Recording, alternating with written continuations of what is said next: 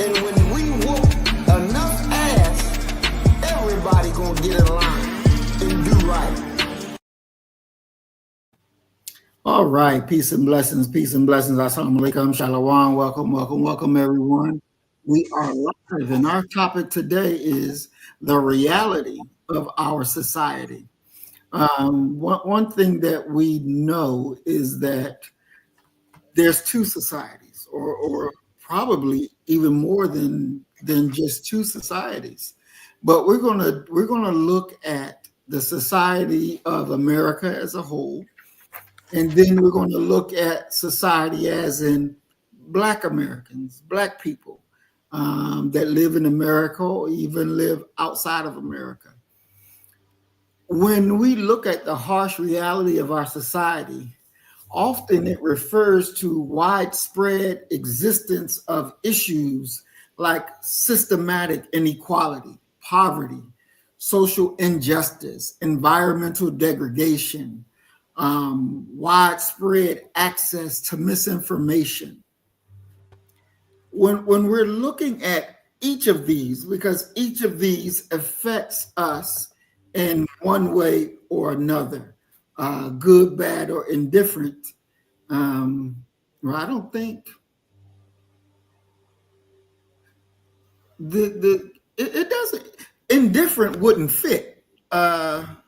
I don't think, because it's either you're gonna deal with it.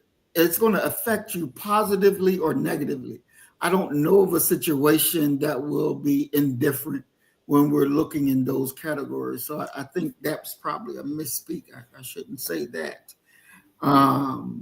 But we are going to break it down, look to it, and see what is the way that we can get out of the trap. I was talking at work today with a few of my colleagues, of course, that were Black. But there's an illusion. The illusion is just because you're not on the lower income ring, that you're some kind of way better off than the rest of our people, that you have escaped racism, injustice. You have escaped all of that, when in reality, you ain't escaped anything. And dealing with systematic racism, and we discussed this a little last week, they don't see or understand that you're being treated wrong, but you just say that's just how the hospital is set up, and this doing here, and this is just the way that it is. It's not against you personally. It's just this is how it is. But that ain't how it is. That ain't how it is. And so there's a big part of them that refuse to accept reality.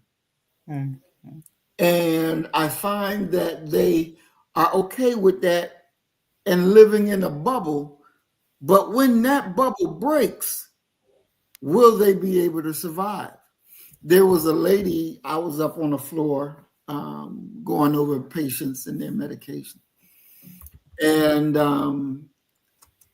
I was at the nurse's station talking with them.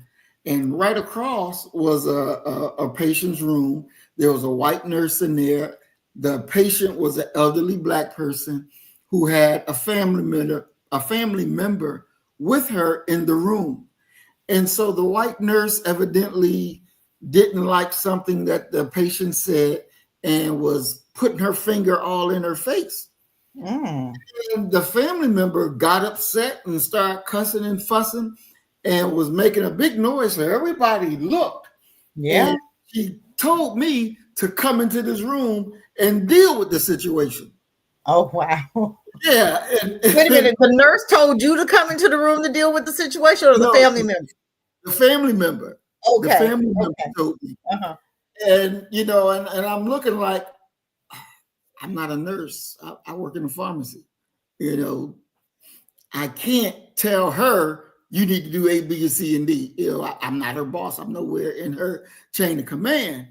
And the elder one, who was the patient, was apologizing to the white nurse Ain't that and sad? saying how sorry she is and can we start over again.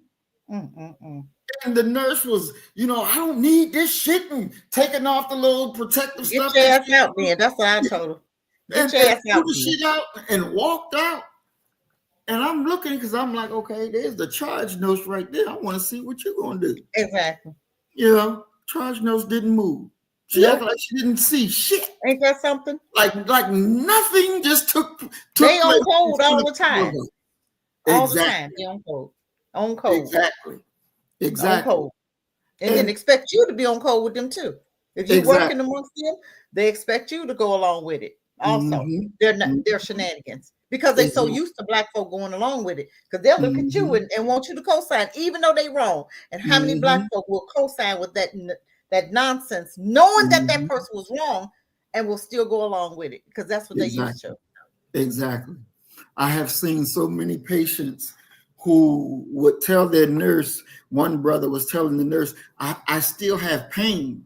And he about getting him out because when I come with your medications, you about to walk out the door because this is your best to go home. So you about to leave. Yeah. And when I walked in the room, he was telling her, yeah, I still got pain. I got this, I got that. And she's like, oh, I don't see nothing. You're going to be all right. You're going to be all right. And we're pushing him off. And I said, brother, are you okay? And he's like, no, I keep telling her that I got pain, and they're not listening. I said, look here, don't you let nobody tell you you don't have pain. You got pain, you keep saying it. I'm going to go out here and I'm going to say, the brother's still in some pain. He needs somebody to come and look at him. And don't let them change your mind. Right. They don't feel what you feel. So you got to be your best representative and keep it 100. I went out there to the head nurse. Hey, he's still having lots of pain.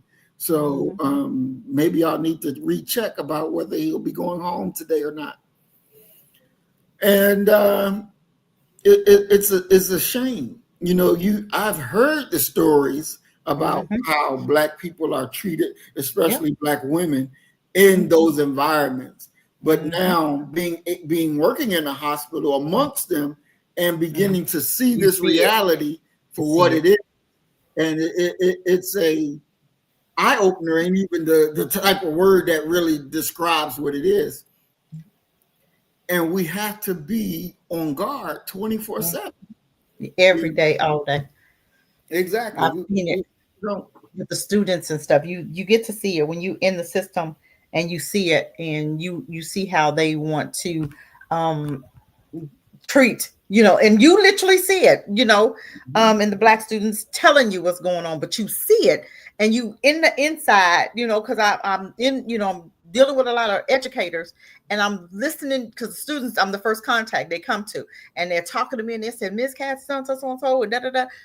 And I'm looking at these two women, and it's two individuals that I got one the other day, right? Because she came in and she said something, but I know how, because I'm getting so many students talking to me about these two individuals, and they don't even know each other. So I know it's something going on. So you go to the Black director, and she's caping for the white ladies, right? But I'm telling you, you got so many students complaining that don't even know each other. But this is how we do, and we at fault too. Because you got a Black woman coming to you telling you, look, students coming to me, tell at least 10 per term, 10 students per term, new term. And they're complaining about them too. And you'll tell them that it's more of you. I only have one of her, and it's more of you. My thing is, you're not doing anything, and those teachers know it. So they continue the madness. So you got students flunking out because of them. $40,000. You're flunking out because of them, because of their racism. But you got a Black director that won't do anything about it. So it's our fault too. Because let me tell you what, if I was the director, I'm going to check out every student. I'm going to be on them because I need these students to pass. But I know a guy, he's in, he's one of my girlfriends is dating a doctor, right? Well, she's younger, and she's dating a doctor, and she's telling me all of this racist stuff that's going on, even in the medical field, as him becoming a doctor. All of the crap that he's facing, he's like the only black man. He's Nigerian, right? He's the Mm-hmm. only, and most of them Nigerians, Africans, they're doctors and they can tolerate it. It's really at another level if he's crying about it. You understand what I'm saying? Because they used to Right. it, right? But Mm-hmm. it's at a level that, I mean, some of the stuff that he talks about is just mind blowing, and they're getting away with it. But he won't say anything. He won't say anything. He's just trying to get his degree so that he can go and be amongst them. He's getting trained real good right about now. So he's going to get out of school and go and slither in the vein with them and be just like them. But every part, you have to understand, every part of their system, education, police department, fire department, housing, Mm-hmm. medical, every department that they're connected to that has to do something with us is for our demise. It's going to be Mm-hmm. extra hard. It's going to be Mm-hmm. horrible. So this is why I tell people, I said, okay, go get your degree, come out from among them, and let's create our own lanes. You got teachers coming to me, say, oh, I want to do this right now. I'm like, but you're a teacher. What's going on with that? It's not fun anymore. I said, why? Is it fun? I said, do you still enjoy what you're doing? They go, yeah.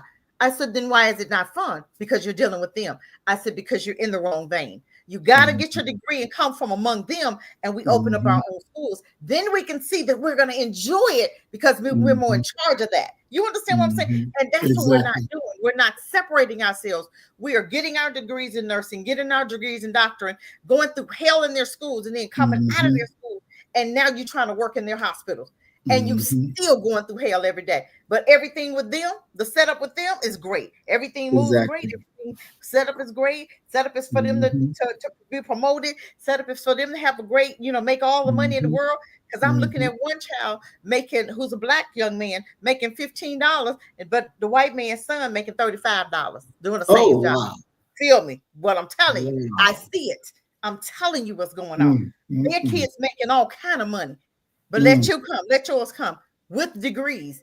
And then you got to go through all of these hoops to get into, you got to be certified. You got to have a certification, but theirs don't have to have a certification. You can work in that field and work towards your certification. But our babies got to have a certification. Get your ass get from among them. Come from among, be ye separate and do your own thing. And I guarantee you will be happier. We are settling for crap. We're settling for being traumatized among these people for $1. Look at them people, black folk in Hollywood, what they got to go through to get apart. You got to sleep with them. Get out of here. Why can't I just be talented? And then if I am talented, my husband got a cousin who's very talented. He does the acting thing, right? He said Hollywood couldn't even do it. He's trying to be a Christian man in Hollywood, couldn't even do it. Had to come home. So now he's doing little plays and stuff. But this dude is so good at what he does. But he cannot submit himself to the dirtiness, the filthiness, the evilness of Hollywood. But this is what we do. We settle for there. We'll bend over backwards to get into, to try to fit in the mold that you ain't got no business in the first place. Because God told you to come from among and be ye separate, and you are refusing to do it. So of course you're gonna continue to go through until we get it in our heads, and our children going through now at their schools. But we're not tired of that. We'll sit up there and continue to allow our children to be abused by these demons and devils. Why? Because you said, oh, they're getting a better education. No, they're getting traumatized, they're getting abused, and they feeling like shit when they come out of them schools. So go ahead and keep your children over there. I'll rest my mic for a minute. For a minute. I tell you. You know what? One more point. You talked about the woman who said, "Oh, she's working in the hospital." Yeah, those coons get along real good. Them coons, I can't get along with them. I have to come from them. Because guess what? Them coons is trained. They didn't train them coons. They think, well, they gonna go along with them no matter what. It don't even matter, because they're gonna be right, and they'll come against you. Oh yes, they'll come against us. But but let them. They'll see it and turn their head and go along with them practices. That's what they do. But they're not gonna vouch for you. They'll tell you we free. We free. Exactly. I'm thriving. You ain't thriving. You ain't thriving nothing. You just think you thriving because that's the best you can do, and it ain't gonna get no better. So yeah, you think you thriving, but I guarantee you they doing more than thrive. Exactly. They coming out on the big time. They coming out with all kind of bonuses and stuff. While you sitting up here struggling through time, you thriving. Exactly. Okay, there was a black sister. One day I was out there on the floor, and I'm listening to her, and she was they call them environmental services that clean up the rooms and stuff. And they were talking to her so funky. Ain't that And something? she just smiling and da. And I'm looking at these crackers, and I look at her, and she just, having a good So time. used to it. She's so And used I to it. pull her to the side. I say, "Are you okay?" I said, "I don't like the way they was just talking to you. You go through that all the time." And she said, "Oh, they just playing. They don't mean nothing about it. It's just how we get along. It's all good. Don't worry Like about cussing me. you out and talking down to you. Ain't that something? She didn't even see it because she get used to it. And she's okay with them talking to her. She's okay because Master, I'm okay. Don't flow. And she almost want to tell you to mind your business. I guarantee Exactly. you. I guarantee you she wants to tell you, look, I'm good. You just mind yours. I mind my business. If you okay with it, dang on it, I'm okay too. I'm gonna turn my head and let you keep on being treated like a dog. Because I'm not gonna fight for somebody that don't care. No. You didn't care how they fought. You don't care how they talk to you. I see it. It bothers me. I have to get away from that person because I see, and you got two types of. I keep telling y'all got two types of black folk. You got one that's a coon and one like you and I. When you taking that, I'm taking. Look, I be waiting on them to say something cross-eyed to me. I'm ready. I be practicing at home what I'm gonna say. I be practicing at home what I'm gonna say to them. If they even think about it, I'll be ready. I swear I'll be ready. I swear. They see, can't see. Yeah, don't play with me. I be practicing in the mirror. I'm gonna say this, that, and the other, and I be ready. Exactly. So when they say something, I come right back and I be cutting that ass up. I do. And they just look, yeah, you look. I'm not one of them. I'm not one of them yeses. I'm not. I promise Exactly. You don't want none of this. Exactly. And you said a very key point because you have to be ready, and you ain't gonna be ready if you ain't practicing. You have to be ready. You have to be ready. I swear you have to practice every day. You have to practice and you be ready. You be waiting. Yeah, exactly.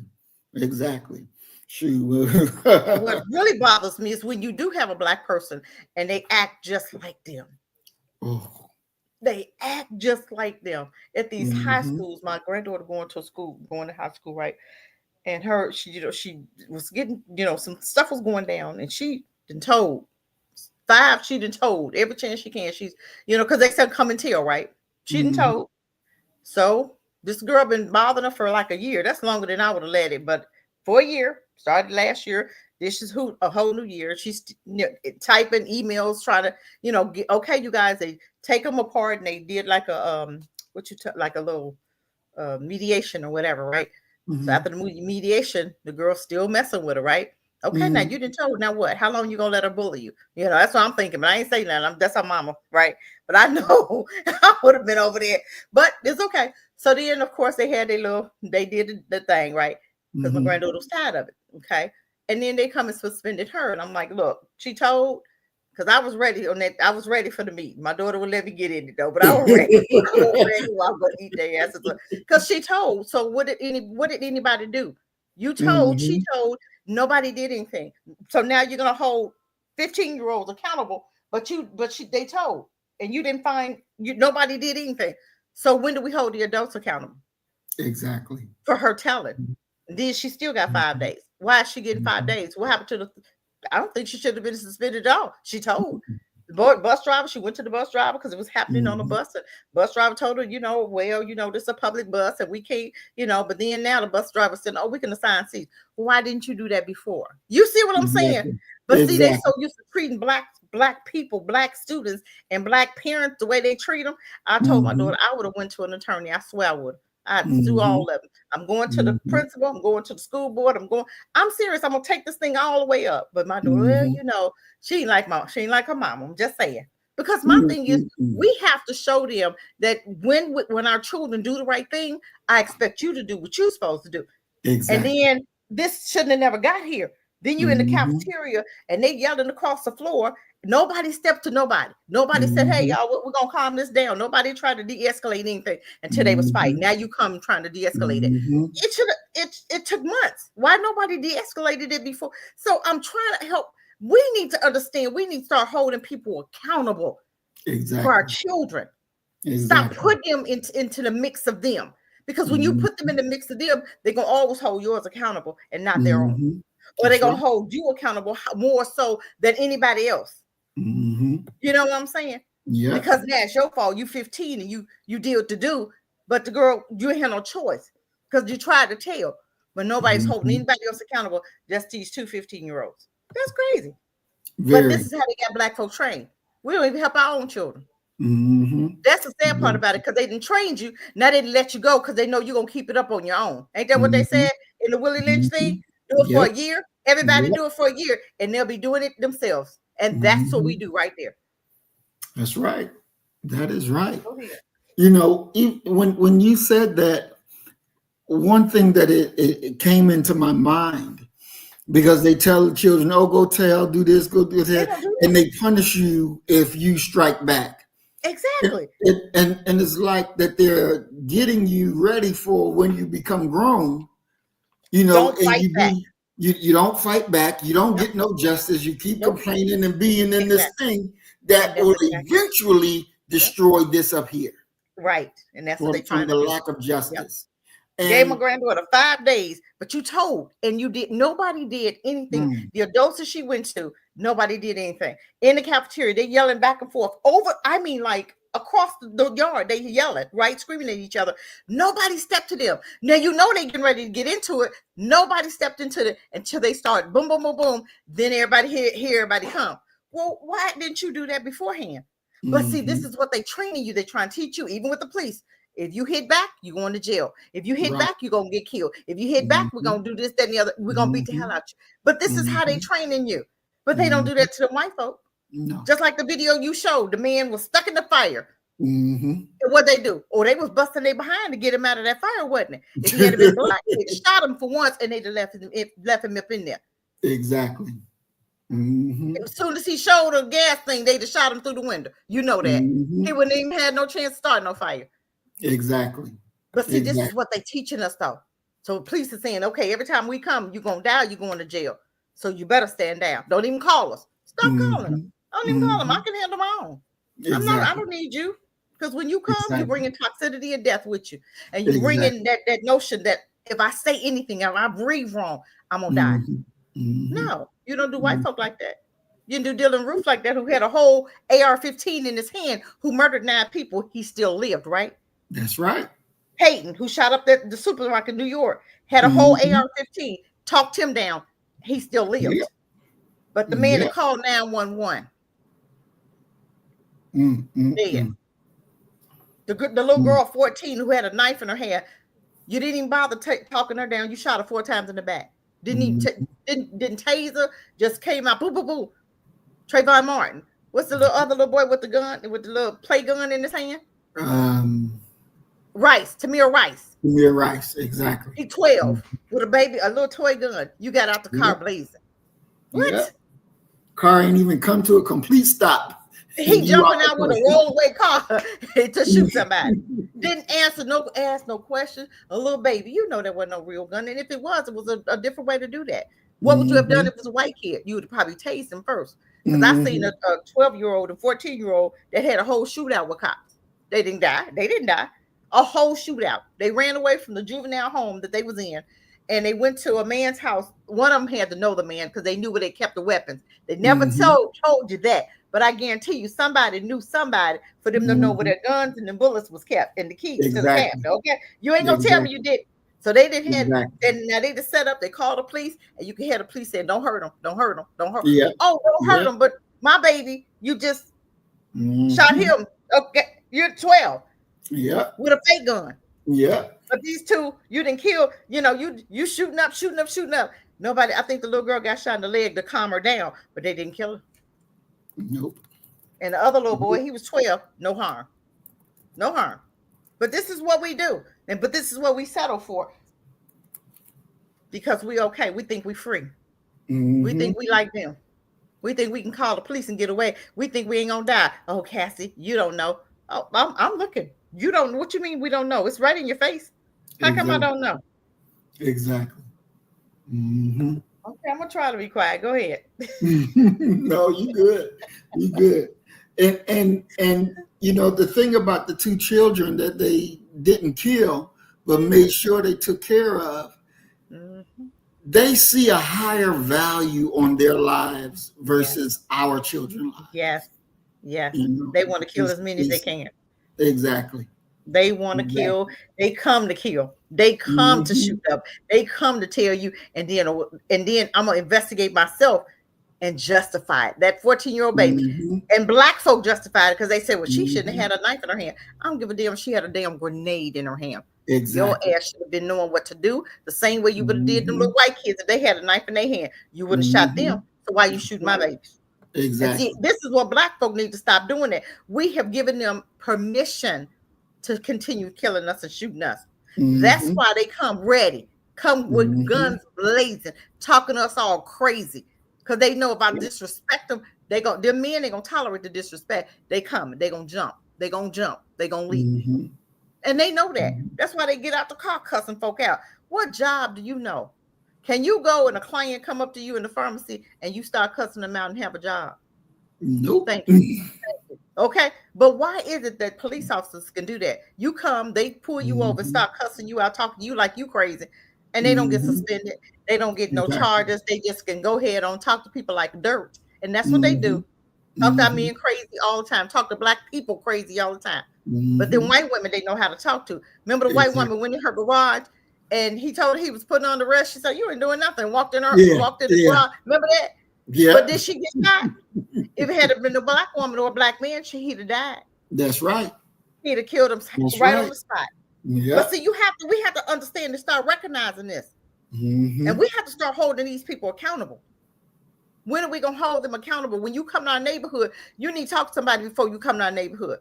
We got Mhm. a head. We got somebody to set up. But see, this is why they just spread black folk out so far that it's only one of you in your neighborhood.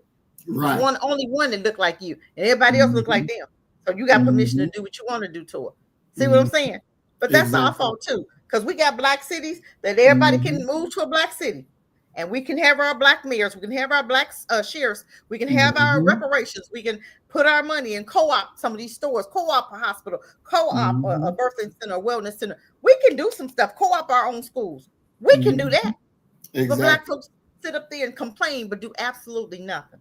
Exactly. Exactly. You know, and this is a point that I was going to bring up last night, but it slipped my mind. In 2019, they asked Trump about black reparations. He said, it's interesting, but we're not going to do it. Ain't that We something? know it's not going to be done.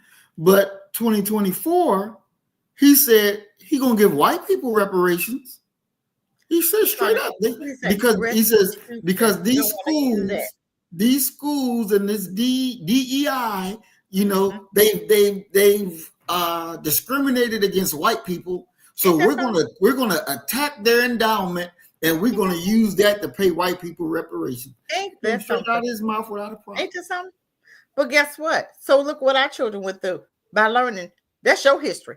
That's your Mm-hmm. history. So you mean to tell me your history is hurting your children? That ain't our fault. Okay, give us reparations because we had to go through it. Because it had to be Mm-hmm. history, right? That's right. Ruby Bridges, them folk was spitting on her, cussing at her. Give her That's right. restitution. Give her That's right. reparations. Give her mama Mm-hmm. reparations. Even though she was crazy as Mm-hmm. hell for letting her daughter go in the first place. I wouldn't have let my baby go. Let me let your six. I'm gonna let my Baby. 6-year-old go with you unattended. Mm-mm. You got the wrong mama, honey. Mm-mm. Ain't no way in the bejeebus I would Ain't have no let them way. take my daughter anywhere unattended. And she would have been Mm-mm. the first white, black, nothing anyway. I don't believe in Mm-hmm. being the first black, nothing, nowhere. Period. Mm-mm. I'm not sending my child over there. Now, so I told him, I'm not making history. I don't care about history. But so Mm-mm. now the history that you made by disrespecting my Ruby Bridges, now you finna get paid for it. But that's your Mm-hmm. actions. So why Mm-hmm. aren't we getting paid for it? Because it was done to Mm-hmm. us, right? That's So right. you're gonna reward them. Mm-hmm. See how Yep. crazy make it make sense. So we couldn't vote Exactly. for a woman that was talking about reparations, right? If you was gonna vote for anybody, I'm just saying, this woman, what was her name? She was um, what was that? She was a woman, white woman, who was on independent, and she was the only one talking about reparations. The was only it woman. Stein Somebody, I don't Briggs or even something know. like that? I don't know much about her, but she was the Mm-hmm. only one that was talking Mm-hmm. about reparations. Why Right. didn't you vote for her, black folk, instead of going Mm-hmm. to the red and the blue? Mm-hmm. You could have punished both of them and went right over there and voted for her. If you want reparations, she was the only one talking about it. At least you'd got some little something, maybe. Hold her accountable. Okay, we give you our vote. We gonna get reparations. Yes. Okay, give it to me in writing, and you got our vote. Period. What are we doing? We talk about this all the time. Then when you got somebody talking about it, nobody want to move on it. Nobody want to hold her feet to the fire, because we could have held her feet to the fire like Dr. Claude Anderson told us. Vote as a block, hold their feet to a fire, and get what you need. Or come together, open your own cities, vote your own in with a B1 mindset. Not no Roland Martin. I'm not talking about Roland Martin's, Joy Reid, and all them people that's thinking like white folk. We talking about some real black folk that's really ready, that we've trained up to be able to do what needs to be done for our community, in our communities, and move to the black. You got to separate. It's time. What are we doing? Do you really want to be free, or you just BSing right now? Exactly. You don't really want to be free. You just talking noise, because it's going to take a lot of work. Because guess what? Our ancestors had us free. You gave it up to go back with them crackers. So the ones that want to stay, Candace don't stay, and the ones that want to separate, let's do what we need to do. Exactly. Even in this thing, the individual, we're going to look at parts at different. What we're going to start with first, the individual agency, meaning while society structures exist, individuals still have the capacity to influence change within their communities. Now, to be able to influence change within the Black community, because I don't believe that giving moral righteousness to evil people is going to make a difference. I just don't believe it. No, how is that going to make a difference? Damn time. Yeah. So this part is amongst us, the individual that can inflict change amongst us. What must that individual be like? And before I open that up for the panel to discuss it, we're going to watch a real short clip from our favorite movie. And then we're going to come back and talk about what the individual must do to make the proper change.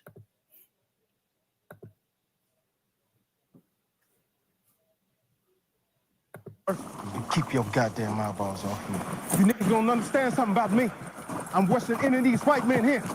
You get the molasses out your ass, you keep your goddamn eyeballs off me. He is a rambunctious sword, ain't he? Indeed. May we stop for a moment so I may put a word in my man's ear?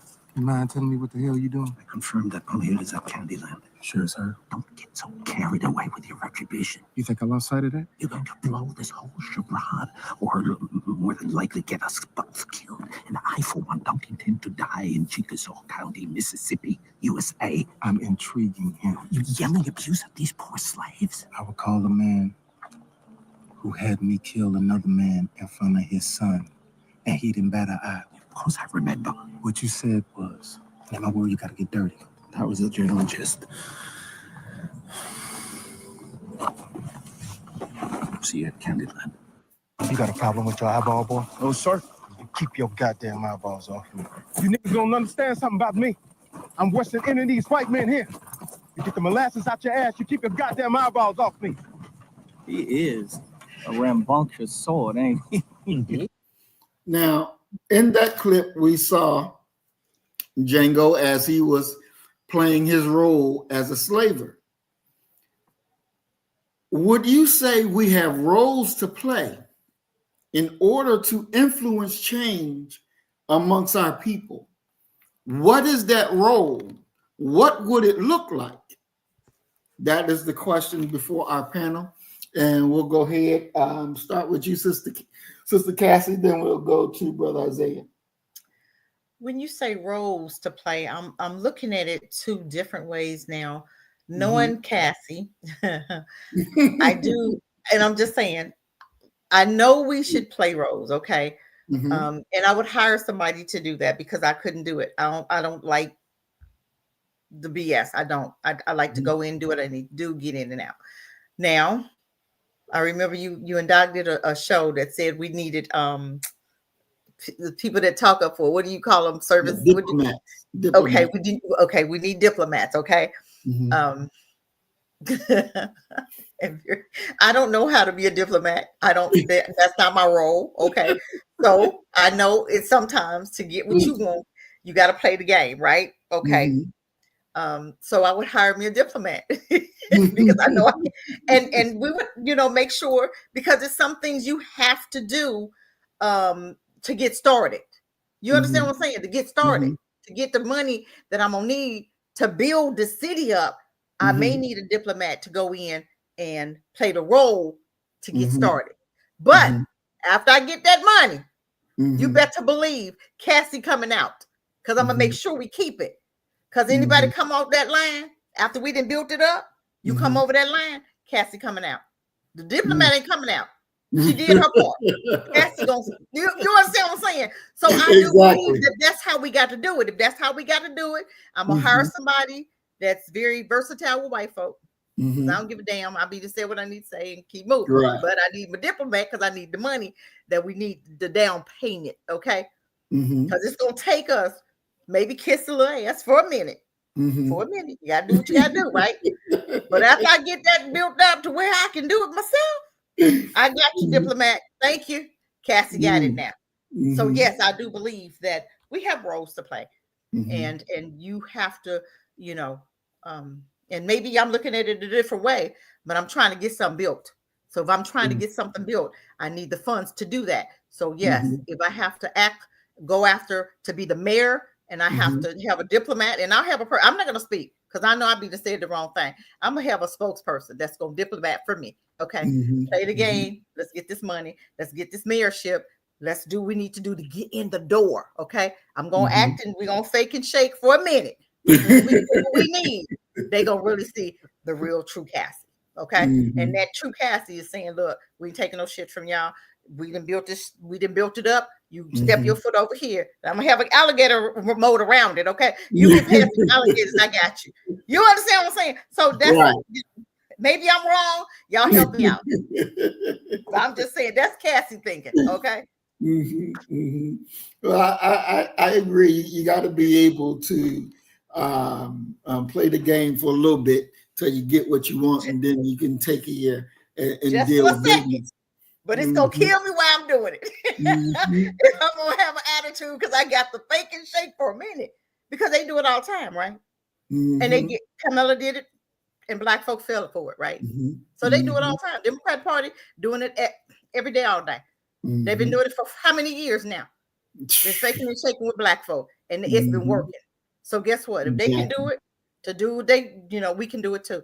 Just for Mhm. a minute to get what we need to get it Mhm. started. Until once we get it started, the hell with y'all, need you no more. Right. Bye. Have a good day. Have a good Right. life. Now, Earth Angel 1105 Remix says, our roles are to gatekeeping. Let's be clear. We can't bring every Tom, Dick, and Karen in the house. You're right. Um, Now, how would that role actually be carried out to be a gatekeeper? How do you effectively be able to do that? And then I also want to use that example of in the school. What role would that black person who's the only black teacher in there amongst all white folks? But what does that role look like to be able to protect the children but punish the guilty that offend our children? What do those roles look like? You come in the door. You laying stuff out. This is what we gonna do. I know, hey, this is what it used to be. This is the way we're gonna do it, and you stick to it. And you're not gonna say per se that I'm punishing them white folk that's doing this. Is what we're gonna do. We're gonna be fair, we're gonna be equal, we're gonna be consistent. Meaning I'm gonna have to show them. Now, sometimes you got to show them what you mean, because they may get it twisted, especially when they've been dealing with a whole lot of coons. Mm-hmm. Okay, you Mm-hmm. go in the door and you set the rules. This is what we're not gonna do. This is what we're gonna do, and then you got to show a couple of them. Okay, when Karen step out of socket, okay, Karen, we're gonna pull her aside. This is what we're not gonna do, and we're gonna chastise, and we're gonna let people help people to understand we're not doing it. We're not doing it that way. We're going to do it the way it's supposed to be done. So you have to action speak louder than words sometimes. You ain't got to say it. You just got to do it. Once they see you doing it, like for instance, you know, we may have foundations around and we may have a foundation and we really have it for us. We don't have to say, we're going to do it the same way they do. They don't tell you just for white folk do it. They show you, right? That's what we have to do the same way. Do it. Hey, they taught you well, right? Let's follow suit. We don't have to reinvent the wheel. We just do it the way they've been doing it, but for our babies. So, but when you do that, because when you do that, then the white folks are going to try to get rid of you. So how can you do that and still be able to protect? Because if they get rid of you, they ain't bringing no other one. They ain't bringing no other nigga in the door. But guess what? You're going to do it to a point where I can still maintain the friendliness that I need to keep my job and still do what I need to do. And you know what? Sometimes you have to understand that you got to get 4 or 5 others on board with you. You understand what I'm saying? You got to get some help. And it may not be in the school. It may be on a school board. A person that know you. A person that know your character, a person that know how Cassie operate. You got to get some help. You cannot change the world by yourself. Just like if I was running for mayor, I would have 4 of my black friends to run for city council. We could get more done as a group than I can with just me. You understand what I'm saying? So I'm going to get me some friends in the school board. Okay. Whether they black or whatever, because you know, some white folk be trying to prove themselves. Okay. Go ahead. Those are the ones I need. The one that gonna prove I'm not like them. Okay, we got you. But you all, but you know they like them. But they want to prove to you that they not. Okay, this is what I need. This you got to get some help. I may be the only black in that school, but you know you're gonna have some help out there somewhere. And some of it may not even look like you. Okay, I'll take that. But I'm still gonna watch them. But I still need to protect my babies. So I'm gonna be so good at what I do. But I'm gonna have some people in my back pocket that's gonna understand who Cassie is, how I operate, and know that she's not there trying to do this, that, and the other. This is what, because I've known her. I know how she operates. I know how she do her job. You understand what I'm saying? So yes, we gotta have that. We can't save the world by ourselves. Definitely. And then Earth Angel says we have to hold each other accountable. White folks do it, and they will kill their own. If you a nigga lover. That's right. And I totally agree. Totally agree. So therefore, you know that you got some people. And that's why I told you, okay, Karen, you can stay over there. We can't in Cassie land. Okay, let's talk about that. We already know who's not invited. We already know we're not dealing with coon.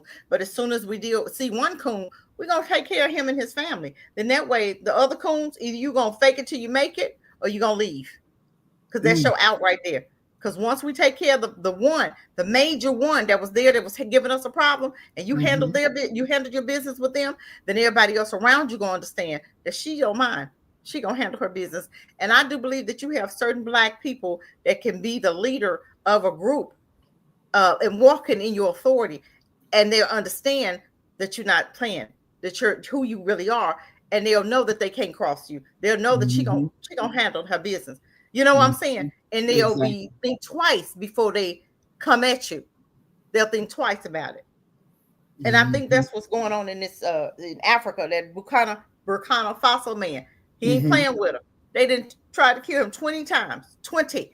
That's how you know most times with that man, because he would have been dead. If this was the wrong time he was trying to do this, he'd have been dead. But when the Most High is with you and he giving you permission to run some things and to put some things in place, can't nobody touch you. Can't nobody touch you. And they've given his guards money. They've tried so many ways of coming against him, and it's not worked. When he get done with what he's supposed to do, then he'll be done. But right now he's got a job to do. And I keep telling you, y'all wasting y'all time trying to get rid of that man. This is his time. This is Africa's time. Definitely. All right, Brother Isaiah, what say you? Yeah, there's a lot to be said, I can tell you that. It just depends. I'm just going to flow with it, you know what I mean? But it really, remind me of what you were saying, Brother Muhammad. That is so critical. You know, during your uh, doing your comments from last night resonated very well. You know what I mean? So it's so critical to not be in a position of make sure I always try to be choosy of my words, but not to be the kumbaya kind of person or people. You know what I mean? But there's an old saying that says. Um, I don't want to say if you can't beat them, join them, but it's along that line. Hold on. Now you know you got black people playing all that music real loud. Going back, but sometimes it's like this. Uh, which is gonna break the tree in a very severe windstorm that's not well rooted, or a reed that bends as the problem goes by. You know what I mean? And we have to be selective in regard to how we react to different things. And when your opponent is stronger than you have to kind of might not want to do it, but you have to like you have to uh, play the game. You know what I mean? It reminds me of Machiavelli and all of the strategies of war and the 48 laws of power.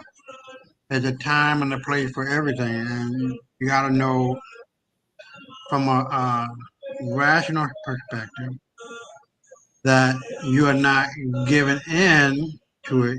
Now, you know what? That's a better thing. You remember the movie? Uh, he was playing. He was sitting in a room. He was looking at the chalkboard, and the policemen were asking him a bunch of questions. He was narrating everything that he didn't. The policeman didn't know. And he was narrating the story. I can't think of uh, the gay guy, white guy. He played in what's the name of that damn movie? But anyway, um, he was playing along, and in the end, he was walking like a cripple. But in the end, I don't know if you remember. I'm trying to tip off some things that might give you the idea of what that movie was. Oh shit, that was it. But in the end, he would like instead of being a cripple and walking, he walked out of the police station and into the limousine and walking straight because he was the one that was running everything, but he was taking the role of a cripple guy with um, no involvement, and people were like deflected from him. You feel me? So sometimes I can't. I can see that white boy's face. Um, but it's gonna come to me. But the idea is that sometimes you got to play the role. You know what I mean? And divert the intention of harm from you, so that your enemy would never know that you're the one that's doing all of the planning and of the destruction of your enemy. He's thinking, you know, you're just a harmless creature. And sometimes you got to do that. You got to play that role. You got to play the dumb role. You got to play the weak role. And it's so important in this society in which we live that in order to get things done, sometimes you got to do that. Not to mean that you are weak uh, or imbecile or that you are. I don't want to use that word, but that you are cooning or something like that. But but the end result is that you are taking them down. They're not looking to be um, uh, at you to be the threat. You feel me? Mhm. But that movie gonna come to me. I just can't. I can see the guy. The white guy that came out to be gay, and yeah, what's that name? I can see his face, but that was a good, huh? That was a Uh, good movie. That was a really, really good movie. How to disguise what your it's like you don't let your left hand know what your right hand is doing. How to disguise your right hand from your left mhm, hand, and not mhm. being so obvious that you are leading the person down the road of destruction, and by the time they realize it, they're gone. You know what I mean? It's too late to Mm. turn around. But yeah, I'm gonna look for that movie. Then when I find it, then I'll throw it back at you. I'm gonna look for it. Okay, yeah, do that because you got me wondering what it is. Definitely. I want us before I do the roll call real quick. I want us to check out this clip real quick, and we're going to come back and discuss it. This is I love this clip.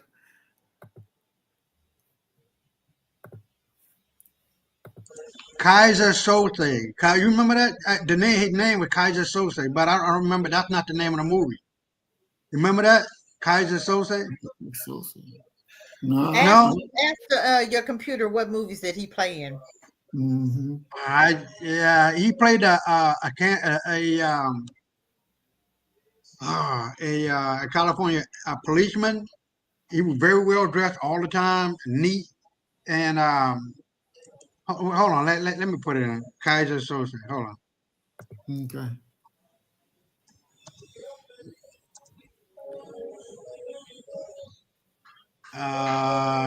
Yeah, here it is. Here it is. Kaiser Sose is a fictional character in the main antagonist in the 1995 film The Usual Suspect. That's what it was called. The Usual Suspect. That was a hell of a movie. Yeah, Kevin. It wasn't. Uh, no, it wasn't Kevin. They're saying it's Kevin Pollak, but if you go to The Unusual Suspect, you will see his face. But he turned out to be a gay guy in real life. You know what I mean? But anyway, yeah, that was a hell of a movie too, man. That was like wow. Kevin Spacey, that's his name. Oh, Kevin Spacey. Okay. Yeah, Yeah, yeah, he yeah, is a pedophile too. yeah. He's a pedophile too. He's a gay pedophile. Yeah. Uh-huh. Yeah. Let's call it But what they are. that was a good movie because in the Yeah. end he straightened out Kevin his feet. Spacey. I'm like, yeah, damn, I didn't even know who it was who was doing all the killing. I'm like, nah, that was a good movie. That really confused me. But in that role, we got to be like that sometimes, you know. But Now, I throw it back at Can well, we, well, okay, let me ask you a question with that. Okay, can we have like our spokesperson? We still maintain who we are, but have a spokesperson, and so we don't compromise ourselves. Just like the Secretary of State, they have the President of the United States, they have a spokesperson that come out here and talk for you, right? So I'm you. not Right. compromising my position, but I'm gonna have my statesperson to speak for me. Isn't that the same I, thing? yeah, I beat that statement. As you Just know, I'm saying. gonna light them up, boy. I ain't gonna hide shit. But see, the Look, man. statesperson is now. You got the statesperson, right? No, no, Do I have the person right, Maurice? The statesperson is I the ain't gonna one be that's like gonna do that the now. twisting up, right? No, no, I can't. I ain't gonna be nice now. I ain't gonna be nice. Well, I'm just saying, but that's your statesperson. That's why you hire a statesperson. To Uh-huh. be that one that can, that can be the kind of cool. They can say it the Yeah. right way it needs to be said. Because I don't know how to do I'm that. gonna be the So connoisseur of kissing my ass and shut the fuck up. That's what. I understand that, but what you just said didn't mean No, that. I know What what you you're just saying. Yeah. said is, I need that statesperson that can Right. play that role. I don't know how to play Right. that role, so I have to hire somebody to do it for me, that can speak Right. for me.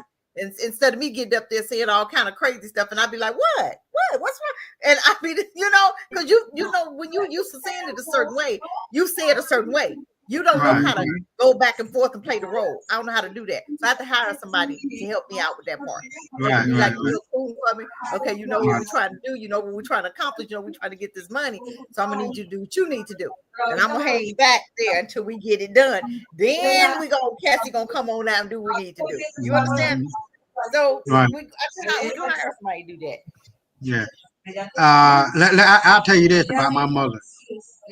Now, you know, she died almost 2 years ago. I ain't gonna lie, my mother. Uh-oh. Uh-oh. She could cuss you out, tell you to go to hell, and you'd be looking forward to the trip. I never understood that. Like, are you kidding me? Wow. Okay. Okay. I have no idea to this day how she did that. I like, all right. Wow. All right, Miss D. That's People okay. like that can do that. That's a gift. Yeah, That's some a people gift. have that knack. You know, that's it.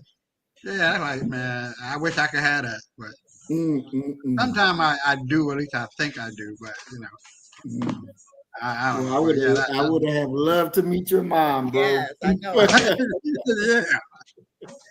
yeah, man. Yeah. But that when you get a chance, check out that movie, man. The Unusual Suspect. It's really, really good. Really. We'll look at it tonight then. Yeah, it's worth it, man. It's worth it. So.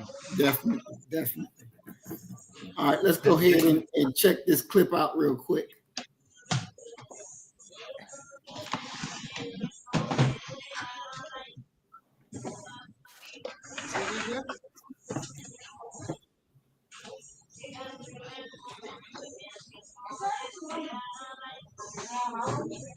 We can't hear nothing. Oh, you can't? Okay, hold on. You know, all of your shit comes. There we go. Are you here now? Just with whatever you did. Like it all, Frank. Yeah. Listen, let me talk. It's like you're a big bird with radar, and I'm tired of getting hit. Is this my fault? This is nothing. I've got union lawyers threatening me, and there's talk of a walkout. Well, let them. They're not teaching anything down there anyway. Then it's your job to do Not something one about of them it. has a personal stake in that school, Frank. Not one. The fire chief was just here. He says it's illegal to bar those doors. Mrs. Barrett is organizing a parents group to try to get you removed, since you insulted them at that meeting the other night when you suggested that they get off welfare. Oh, I didn't mean Because the that. fact is, quite a few of them need it. I wasn't talking to all of them, Frank. Now, look, you came and recruited me, man. You disappoint me, brother. You disappoint me. The disappointment here is you. Me? Yes. Look, you know who I am. You know me 30 years. You knew what I would do. You know how I Nigga, can operate. you keep quiet? The fact is, you're screwing up. You're alienating everybody. Look at you. You have no life. Your wife left you. I ought to walk out on you myself. Go ahead. Bail the hell on out. But I said I would back you up. That's what you said, Frank. That's what you said. Brother, I will go through the fire with you. But you are not taking care of business. This shit you're pulling now, you just gone plain loco. Now, you suspend Darnell. What the hell was that? Darnell is symptomatic of the disciplinary He problem is that we're having in a this good, entire strong, system. young black teacher. So he dumped that desk right on top of your head. Well, right on. Good for him. You will reinstate that man, you hear? And then you fire Mrs. Elliott. Why? Because she didn't want to kiss your ass. Well, I wouldn't either. How about that? Mrs. Elliott has an ego. Yeah, well, you lost the best teacher we had. We couldn't get her back now if we wanted. I don't have time for Mrs. Elliott's problem. You better make time. We are being crucified by a process that is turning black into a permanent underclass here, Frank. A permanent underclass. No, see, nobody wants to talk about that. Nobody. Mrs. Elliott's missionary zeal about Mozart has nothing to do with our problem. Nothing.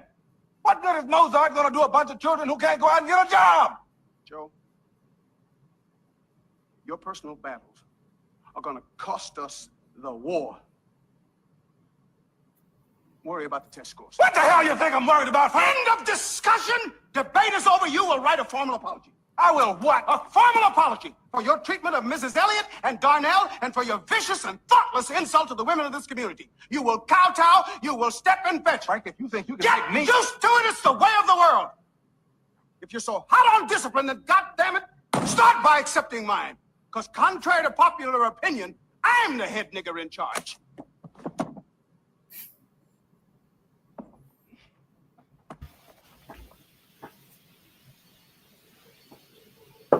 Come on, let's get something to eat.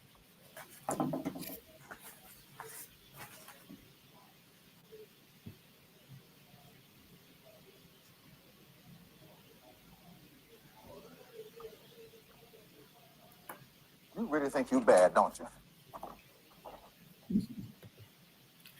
Now that clip was from I remember that. Lena That's a good Waithe. one. Yes. Yep, I love that movie. I Yes. love that movie. But I'm gonna tell you what, the head nigga in charge was a coon. He was scared of white folk. Okay.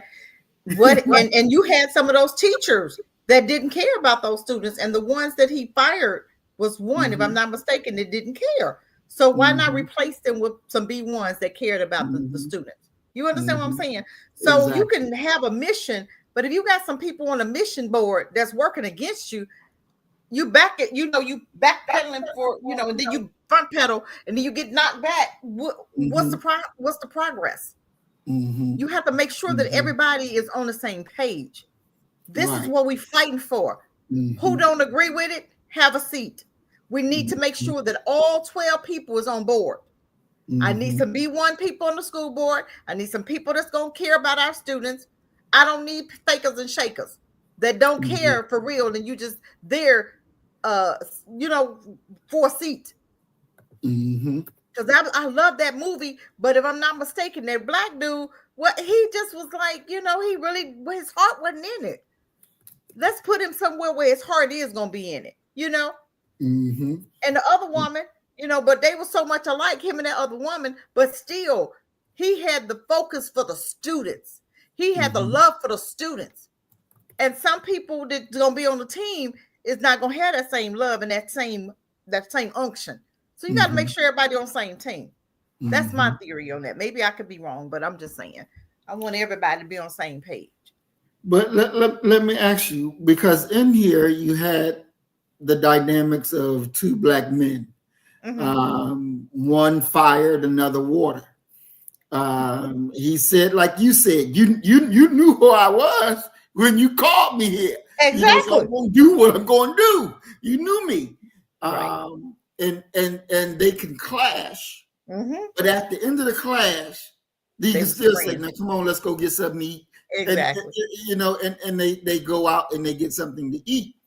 How do we replicate that in situations like the next topic we're going to get into, the next category, where the brothers in prison set themselves on fire because they were being abused and tortured by the white guards. Yeah. So when you're in a situation like that, is it possible to be able to be for your people, to keep them safe, yet managing in that kind of hostile waters?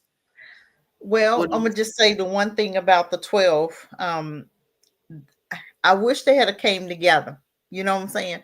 And if you get the main officer, you gotta make an example of him. We 12, but we gonna handle some business up in here. You're already in jail. I'm not gonna let you abuse me. I'm doing 45 years. Your ass is grass. I'm serious. And all 12 of us come together. This is what we're gonna do. We're gonna stick together. We're gonna do what we need to do. And you going next. Seriously, we gotta get at some point. You don't think 12 of them could have shut that shit down? I believe that 12 of them, this is what we gonna do. We ain't gonna tell. We ain't gonna, we gonna do what we gotta do. We're gonna hang out and we'll make it through this. If you got 45 years, why am I gonna sit up here and let you abuse me for 45 years? No, we're not doing that. We're gonna handle some business up in here. That's what I'm thinking. Ain't no sense in us sitting up here being traumatized. All we gotta do is take out that one. We already got 45 years. What they gonna do? Give us another 45 weeks? We ain't never coming out. But I'm gonna be safe while I'm here. Right. We're gonna come together and we're gonna do what we got to do. And we're gonna serve this time, but we're not gonna get tortured. The hell you talking about? We getting beat down, we getting tortured, we getting all this crazy stuff. It's 12 of y'all. 12. You mean you can't do something about that? It's 12 of y'all. We're gonna get the two baddest ones, and you're gonna let them know we're running this. Seriously, That's what office inmates do. They run the whole yard. Mm-hmm. Them officers know who they can be, who they can treat like that, and they know So, who they can't. Go ahead. so would you call that like a suicide mission? Like when the Palestinians put bombs on them and blow themselves up? Would you liken that to that? Would you call that? What, as far as us handling taking out the one? Right. Mm-hmm. Mm-hmm.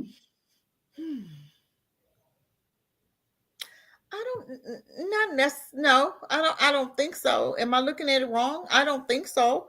Because how many officers we got? We got officers, we got what, maybe on duty at one time, but still, by the time they come, that one be gone. And we all in the same tier. One person, you got to do something. You can't just continue allowing them to mistreat you, right? You got to do something. Mm-hmm. You can't just. So what's the other option? Well, we're gonna pay them off, beg them, hey, don't beat me today. Them crackers, them bullies. You got to beat them down. Well, if it's a suicide mission, but guess what? I'm gonna die for making a change. I'm not gonna die because you killed me. I'm gonna die for paying your ass back for what you just did to me. Right. You know what I'm saying? I'm not gonna live like this. I'd rather be dead if I'm not gonna. I'm gonna make you respect me while you in my presence, because this is what's gonna happen to you. You don't bother me, I ain't gonna bother you. But if you come over here with some nonsense, some shenanigans, I'm gonna handle my business. And that's the stance you have to take in the beginning. You can't go through all of it. Them crackers know who they can mess with in them jails. Trust me. It's officers, this certain inmates, they wouldn't even dare do that to. They didn't show their dominance. Black people with Maurice, for instance, you walk in the room, they already know. You got a look about yourself. They already know. They can't do certain things to you. They already know. They come over here and get you. That's the presence, right? Okay, let's have the presence. I'm not going to serve all this time and I'm getting abused. Like, that's you get drinking out the toilet. What the hell we doing? Exactly. You're abusing the people. You got maggots in my food. What? You come on over here. I got you. I'm gonna get the baddest one. You're gonna know how to treat me. If I got 45 years, we're gonna spend it with me. I'm gonna do my time, but we're not gonna do all this crazy stuff that they was doing to people. You got to set your standards at some point. Go ahead. Exactly. I agree. But I do call it, I would call it a suicide mission, not saying not to do it, but to know that once you do it, they're going to kill you because they got to respond. Just like when they had the prison riots and, they went and shooting prisoners down. You got to take some with you. Exactly. But you ain't going to treat me like that for 45 years. And I'm not doing that. Point. We will suffer injustice without giving a thought of, I'm going to kill your ass. You're going to learn because I'm going to leave a message and you're going to get it and the rest of them going to get it. But even with that, Maurice, you have a certain face that they'll know. We can't mess with that dude like that. They know. They can walk in the room and know. They'll point you out. We can do him. We can do him. Oh, we can't mess with that one. They already know. So when you come in there with that presence, they're not even going to try you anyway. Because they already know. I can't. No. This is they're already intimidated. They already lost. But if you don't come with that face and they try you and you don't do nothing, you're done. You're done. Exactly. That is 100% correct. You made me remember when I was in the military and we were out on the FTX. So we was out in the woods, playing soldier. And they were talking about getting people up for duty to be guards. And so there was like 2:00 in the morning. And at that time, my name was Rivers. We're going to give it to Rivers. And my sergeant first class was like, are you going to tell him? Because I ain't telling him.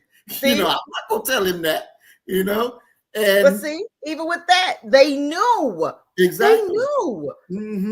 And that's the thing we have to activate. We have to walk in the room with that presence like, who going to try me? Because I'm ready. Yeah. You got to. Dealing with them. Yeah. Dealing with your own sometimes. You got to look at them like we're not doing that today. Exactly.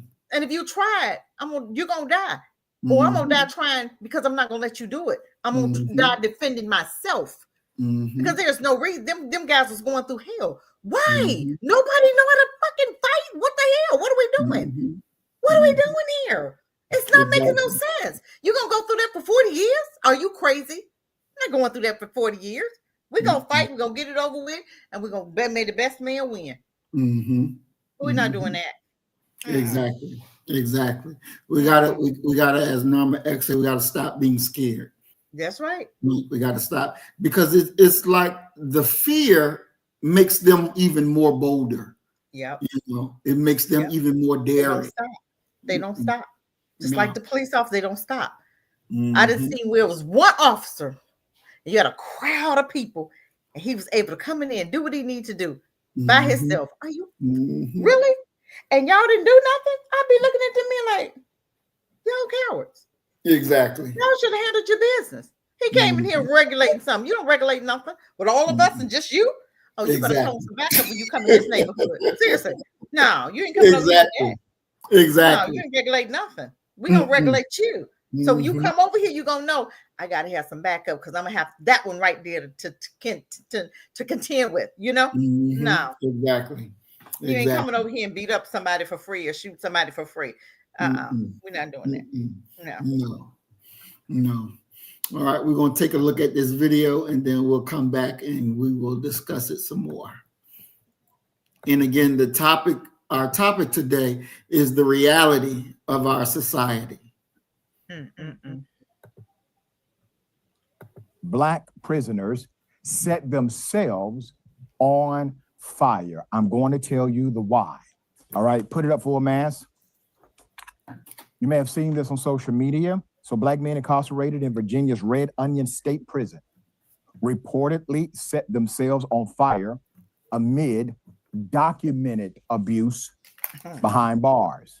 At Red Onion State Prison in Virginia, where 12 black prisoners reportedly set themselves on fire in a terrible 2-week span this fall. Attorney Miriam Nemeth was likely horrified, but probably not shocked.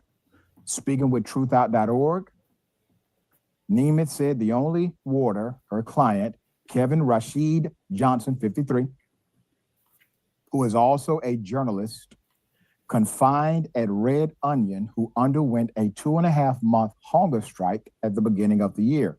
He was allowed to drink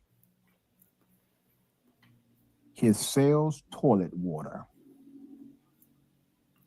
It was alleged treatment like that and more reported by Business Insider, The Appeal, and other outlets, only giving those who were incarcerated food that had maggots crawling inside of it, handing out severe beatings, subjecting them to electroshocks, denying them of critical medical care, keeping them locked in solitary confinement for as long as 15 years. That led to the unimaginable choice of a self-immolate in September. Rashid Johnson said he decided to put himself on fire. The men were not insane. That's according to Mr. Johnson, who has long told the world about the alleged torture prisoners were subjected to at the hands of the state of Virginia, where the shift toward hate has been upticking harshly for at least a decade. They were desperate, he said. Setting themselves on fire seemed the only way to make it out of Red Onion, Rashid Johnson explained. And the irony is, he's saying make it out alive. The only way they saw they could make it out alive is to put themselves on fire. There's more. As of this writing, prison officials who initially denied anything at all happened in September and that there were no prisoners with burns. Admitted on Monday that 4 men indeed burned themselves. They claimed it was not self-initiated, but that they were in fact electrical burns. All right, now they are already caught lying. Okay, the officials lied. And then when they admit to lying, they say, yeah, actually something did happen. Individuals were actually burned, but it didn't happen the way, they're saying it happened. So they expect us to believe them after they admitted to lying, admitted to the cover-up, and then still called those who are incarcerated the actual liars. It gets deeper. In October, incarcerated journalist Kevin Rashid Johnson broke the self-harm story for Prison Radio, reporting that men had burned themselves in a desperate attempt to be transferred outside of the prison. For more than 2 decades, civil rights attorneys, human rights advocates, and those incarcerated have documented the horrific conditions at Red Onion, which sits in a rural Western Virginia area near the Kentucky border. According to a 2018 lawsuit, one man allegedly hallucinated and spoke with his dead parents while kept in solitary for more than 12 years. In another case, a man isolated for over 600 days started to speak in numbers, lost more than 30 pounds, and signed his name with a series of random letters. The doc settled both lawsuits. Incarcerated now for 34 years, Mr. Johnson has been risking his life to get people to pay attention. The hunger strike was one act, but his broadcast and written commentary over the years is likely what has opened the door for some of the media to peek in. But doing so and really looking isn't something mainstream media has chosen to do. Despite the multiple accounts of documents of torture at Red Onion, named for the mountain in Wales, Virginia, upon which it was built. E. Shait said staff discriminate against him because of my race, my last name, or my religion. I don't mind setting myself on fire again. As she said on the recording, quote, this time I would set my whole body on fire. Oh my God. Before I have to stay up here and do the rest of my time up here. They ain't gonna care about you setting yourself on fire. Nope. They shouldn't do their time. Huh. Understand the irony of the argument and the diabolical nature in which they are being treated. The argument is simple. Don't serve us food with maggots. Allow us to drink water not inside of our toilets. That's crazy. Do not brutally beat us just because you have authority inside of the prison. Do not put us in solitary confinement for 15 to 20 damn years. Crazy. Get folk medical attention who need it. Individuals who have had a mental breakdown, get them the help they deserve. It starts to really create a narrative to where you must ask the question, who's the real criminal? Exactly. Who's the heartless one?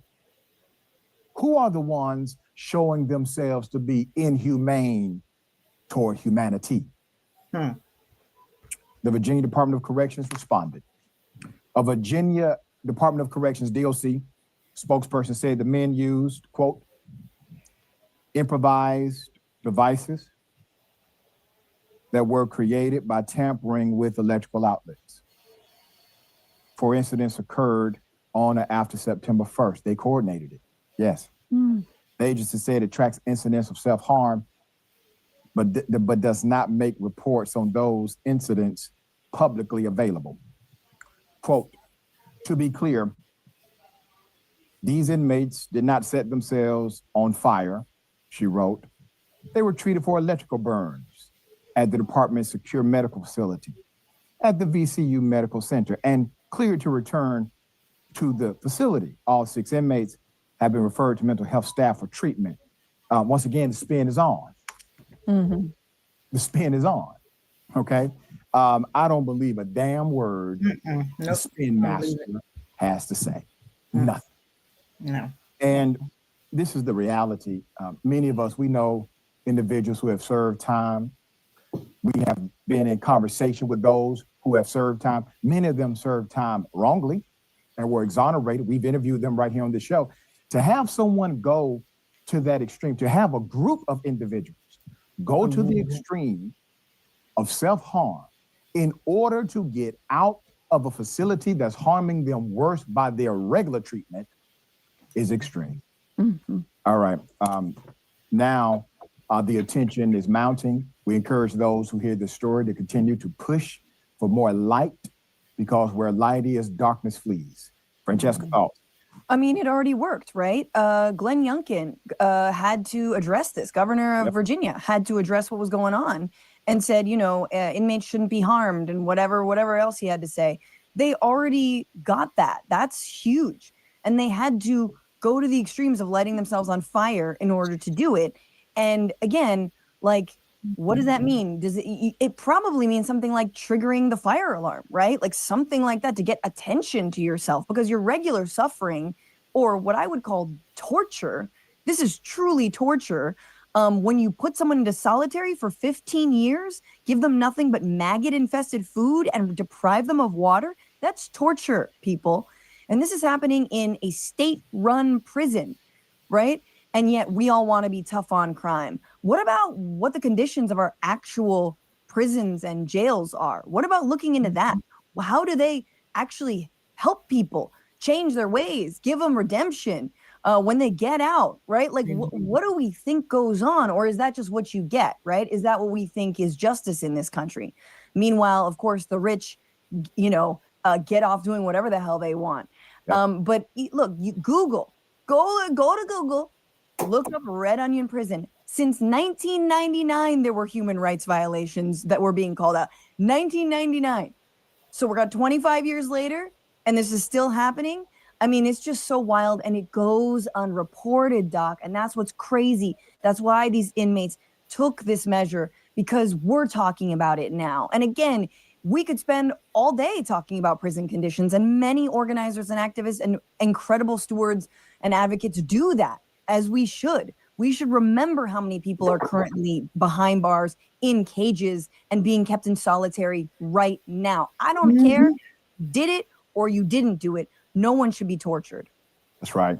And I applaud the work of people like U.S. Senator John Ossoff, who made it part of his entire focus to look at the human rights conditions inside of prisons all across America. And I would say this to those who champion this kind of action, to the prison guards who either A, participate or look the other way.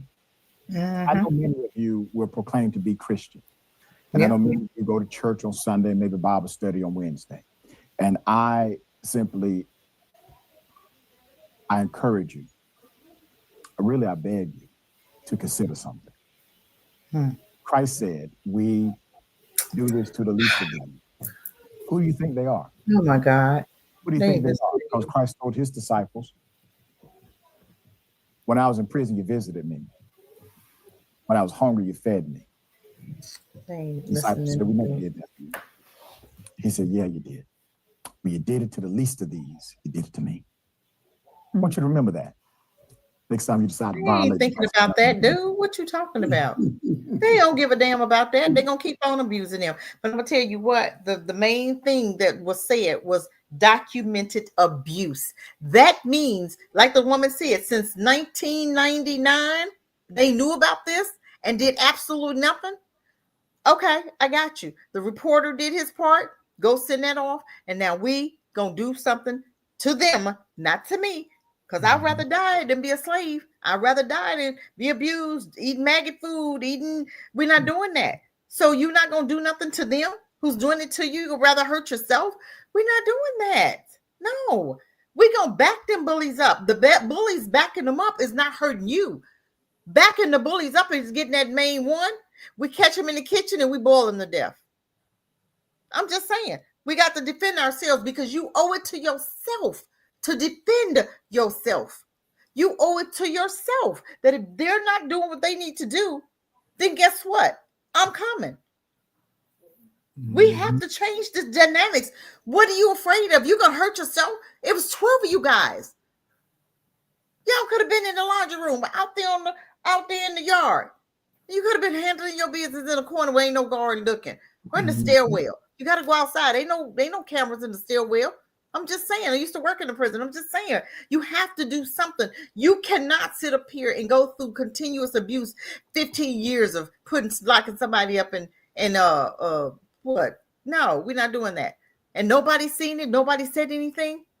But you call yourself a Christian? Well, we know what that means. That KKK call themselves Christians too, don't they? Mm-hmm. Who burning black folk, burning them, hanging them, eating them, doing all kind of stuff. But they Christians. Mm-hmm. So I don't give a damn what kind of Christian you are. My thing is, I'm not going to live like that for 4 or 5 years. I'm going to come together. Look, we got some shanks in here. We're going to do what we got to do. And ain't nobody talking. Ain't nobody saying nothing. But I guarantee you, them officers would come up missing. They'll come up looking crazy. And then they'd have done something. When you start doing to them what they're doing to you, then that changes stuff. But if you don't ever do anything, it went on for since 1996 and it's still going on. No change. Over 20 some years. No change. No. I rest my mic. Nope. Brother Isaiah, what say you? What's your thoughts on this? I know y'all don't have that kind of prison system where you are, but what's your thoughts? All right, you're gonna have to excuse our neighbor is really getting into the music tonight. So I try to speak up a little bit because it's kind of noisy. His life. He living his best life. Yeah. But yeah, I mean, we got a system that somewhat like that. But if you go to jail here, you don't get no food, you don't get no clothing, you don't get no bath towels, and I don't know. I never been to jail, but you don't get all of the accommodation that you would normally get in the state prison, city prison, or whatever. Your family got to bring you your food every day, your clothes every day. Yeah, they ain't giving out no meal every day. 6-course meals and breakfast, lunch, dinner. Your family gotta do that. And if they don't, you just be starving. You know what I mean? Wow, seriously? No, nothing? Right. Huh? Nothing? No, what? No food? Nothing? No, you don't get no. Everything that you get, the pillow, even in the private, even not the private, the public hospital, you don't get no pillow. You don't get no. I think you don't get no food. In the hospital, you don't even get that? No. In the public hospital where the poor people go. What the hell you mean where the poor people go? What do you mean? Hold on. Because she worked at the hospital. Domingo Benica. You talking about some poor people, poor folk all over the world. What you mean? Hold on. I'm gonna ask you that. I'm not for sure. No, I think you might be right on that one. You might be right on that one. I can't do it. Okay. No, we ain't doing that. Okay, pero la almohada nada como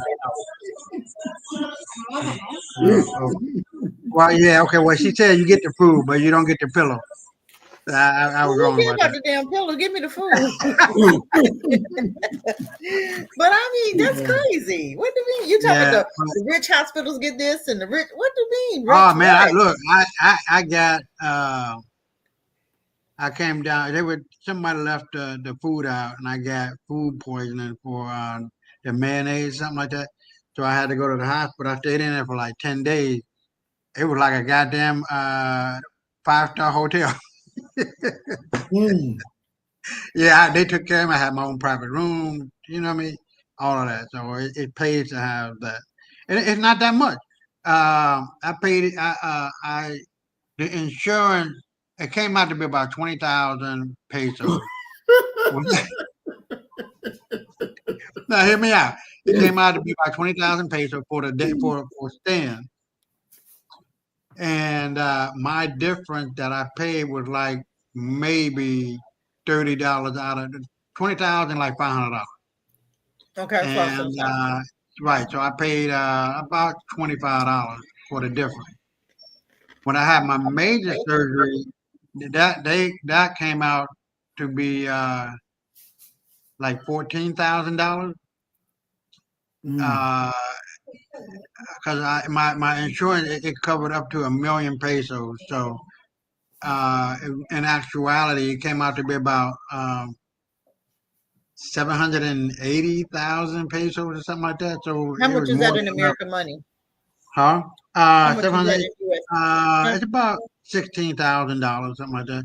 But in America, man, I would have been burnt up Oh because yeah, you had insurance for they that. had to cut open my stomach to take out my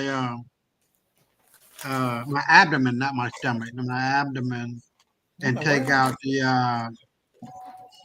uh, the vesicular. I don't know what you call it in English. Uh, but it's responsible for the bile, I think, or something like that. It's associated with the liver. It had nothing to do with the liver, but it's an important part. But anyway, it came out to about 18,000 pesos, which is about 17,000 $18,000. But in America, man, you're gonna pay over $100,000 now, if I'm not mistaken. So they are cheap in a lot of ways here, and other ways they're expensive. So, but yeah, it's the prison here. You don't want to go to jail because you ain't getting no food. mm, Yeah. So, but I never heard anybody getting they killing themselves. I don't know. Let me put that on the table. Uh, yeah, Norma says the Dominican Republic is a mentally ill country. To a certain point, I agree with that one. I guess. Yeah, mm, they fighting and stabbing and killing each other in jail, and you know what I mean. But anyway, that's normal that you do in jail. Uh, but yeah, man, you don't want to go to jail here because your gallbladder. That's what it was, right? The gallbladder. So I had and to, Mama X is up on it, boy. yeah, Garmin, yeah, Garmin, no. Uh, so yeah, so I had and my room was nice, man. I had a nice private room. We stayed there for matter of fact, today, 2 years ago, because my mother died a week before today, December the 1st. I mean, put that out. And then I had to go to get my surgery on the 1st of December 2 years ago, exactly 2 years ago today. And we Mm, stayed there until the 18th, 19th, somewhere. It wasn't the 20th, but around the 18th to 19th, about 7, 14, almost 3 weeks. I was in it. And, my wife stayed with me all that time. We had to take, uh, well, I know I'm going off the subject, but I had her mother come and stay with the kids in the house. But, yeah, the hospitals are really good here, but the prison, you don't want to you don't want to go to prison. You ain't getting no kind of help. Your family got to bring you the food, bring you the clothes, all every day. You know what I mean? Your soap, your toothpaste. No, that ain't worth all that. mm, mm, mm.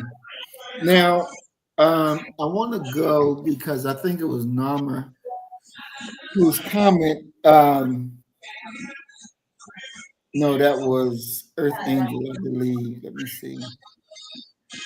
Um,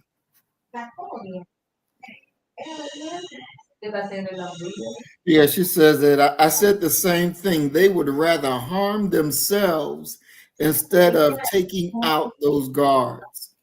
Um, and this is not to uh, blame them or put a thing around their necks, but you're burning yourself, you're going on hunger strikes. That shit don't hurt them. That's just hurting yourself. You should never do that to yourself because you ain't gonna get nowhere. I've seen people who do hunger strikes and be in the hospital, and the world keep on fucking moving, ain't paying them no attention because they're not bringing no pain to nobody but themselves. And you should already know that they don't give a damn about you because that's Isaiah, mute yourself. on hunger strike now. That's ridiculous. That's why we have to come out and really understand that you can go pick up a protest flag and go march with your son and da da da da da da da. That shit still go on, ain't change a bit. Some people don't give a damn about that. That's right. They don't. So it is a better thing to whoop their ass. That is a better thing. We have to be able to speak the language that they understand. And they understand violence. Period, point blank. That's what they understand. And you have to master being violent. Because it's just, at the end of the day, it's called self-defense. That's right. They kept that man in solitary confinement for 12 years. 12 and he years. started speaking with numbers. That's right. That is. I mean, that's a major mind freak, you know? Yep. Yeah. That you start speaking with numbers. We gotta be better. We gotta be able to see and understand. Stop giving demons a moral argument. Yeah. Because your moral arguments don't work. They don't give a damn about the morality of it because they have none. They don't give a damn about the humanity of it because they have none. You're just wasting your time. And that's why the shit continues to go because you continue to speak the wrong language. That's right. Ain't nothing changing. The civil rights people have been in there. Human rights have been in there. And nothing changed since 96? She's 99. 99. Ain't nothing changing. But you're going to sit there and keep on letting it, honey, please. We'd have been handled that problem a long time ago. The first beat. First beat down. Exactly. So we got to do something. We can't let this go on because our officers getting hurt. Yep. And they will definitely make something happen. They will definitely make something happen. We have to be able to use our power that we do have, and don't be afraid to use it. You just got to be bold and make it happen. It is what it is. That's right. Just like Namor, he got this. He said the cops in Hispanic countries are scared, and I've seen that even on video where different countries, the police officers, the guys had guns and the police officers had guns, and the police officers, they was outnumbered, so they put their guns down and we gonna live another day. And I think it was in Brazil, if I'm not mistaken. It was in Brazil. You got the criminals with guns, you got people with guns, you got the cops with guns, and the police was outnumbered. They was like, okay, we give, that's how it should be here. We should be sitting up here letting them kill us and shoot us down and murdering our babies. It's like Nama said, talked about educating our babies for 12 years. That shouldn't be happening. These people don't even know how to treat you by yourself on their jobs. And your baby's going through all kind of crazy stuff in their schools. And we know it because we see it. Because every chance they get, they tape it. And we, like dummies, still don't take our children out of their schools. Shame on you, Black parents. Shame on you. You know what they're doing to your children, and you do nothing about it. Exactly. I want to look at social norms and expectations. Unwritten rules and expectations guide behavior, influencing how people interact and perceive each other. The social norms that we deal with on a daily basis here in America basically say, if you Black, you a nigga, you ain't worth shit. If you from Arabia or Iran, one of them countries, they call you a sand nigga. You ain't worth shit. And then they try to come over here and act like they go, like they go, you don't get your sand. eating sand for dinner. Mexican got chickens and goats and whatever in the front yard. What in the world? You still peeing outside, and you sit up there trying to talk about you better than black folk. Get out of here. Exactly. You ain't no better than nobody. And now with the influx of migrants that we have in America today that came from Venezuela and all these other South American countries, is it or can it be a plus to understand that, look, y'all only came before this shit, y'all wasn't coming to America like that. But America fucked your country up so much so that you're leaving it coming to this country now. Yep. Do you believe it is possible to get them to see and understand, as far as black people go and you go, same. America fucked y'all over, they fucked us over. Now you need to come and follow our way, and we will be in power and make it an even way. Is it possible that that argument could be made in a way that does not destroy who we are and does not make us put on the back seat, but gives us to continue to drive the train and just take on some passengers? What's your thoughts on that? I believe that we can. I've seen it happen. I've talked to, Mexican students, and and her and I, we were talking, and she talked about how they are in their country, and talked about, Mexico, and how, sometimes they go home and the cartels get them. They could get kidnapped by the, especially if they from America. And she was talking about the white Puerto Ricans, or the white, because I talked to a few, talk about Mexico and Puerto Rican.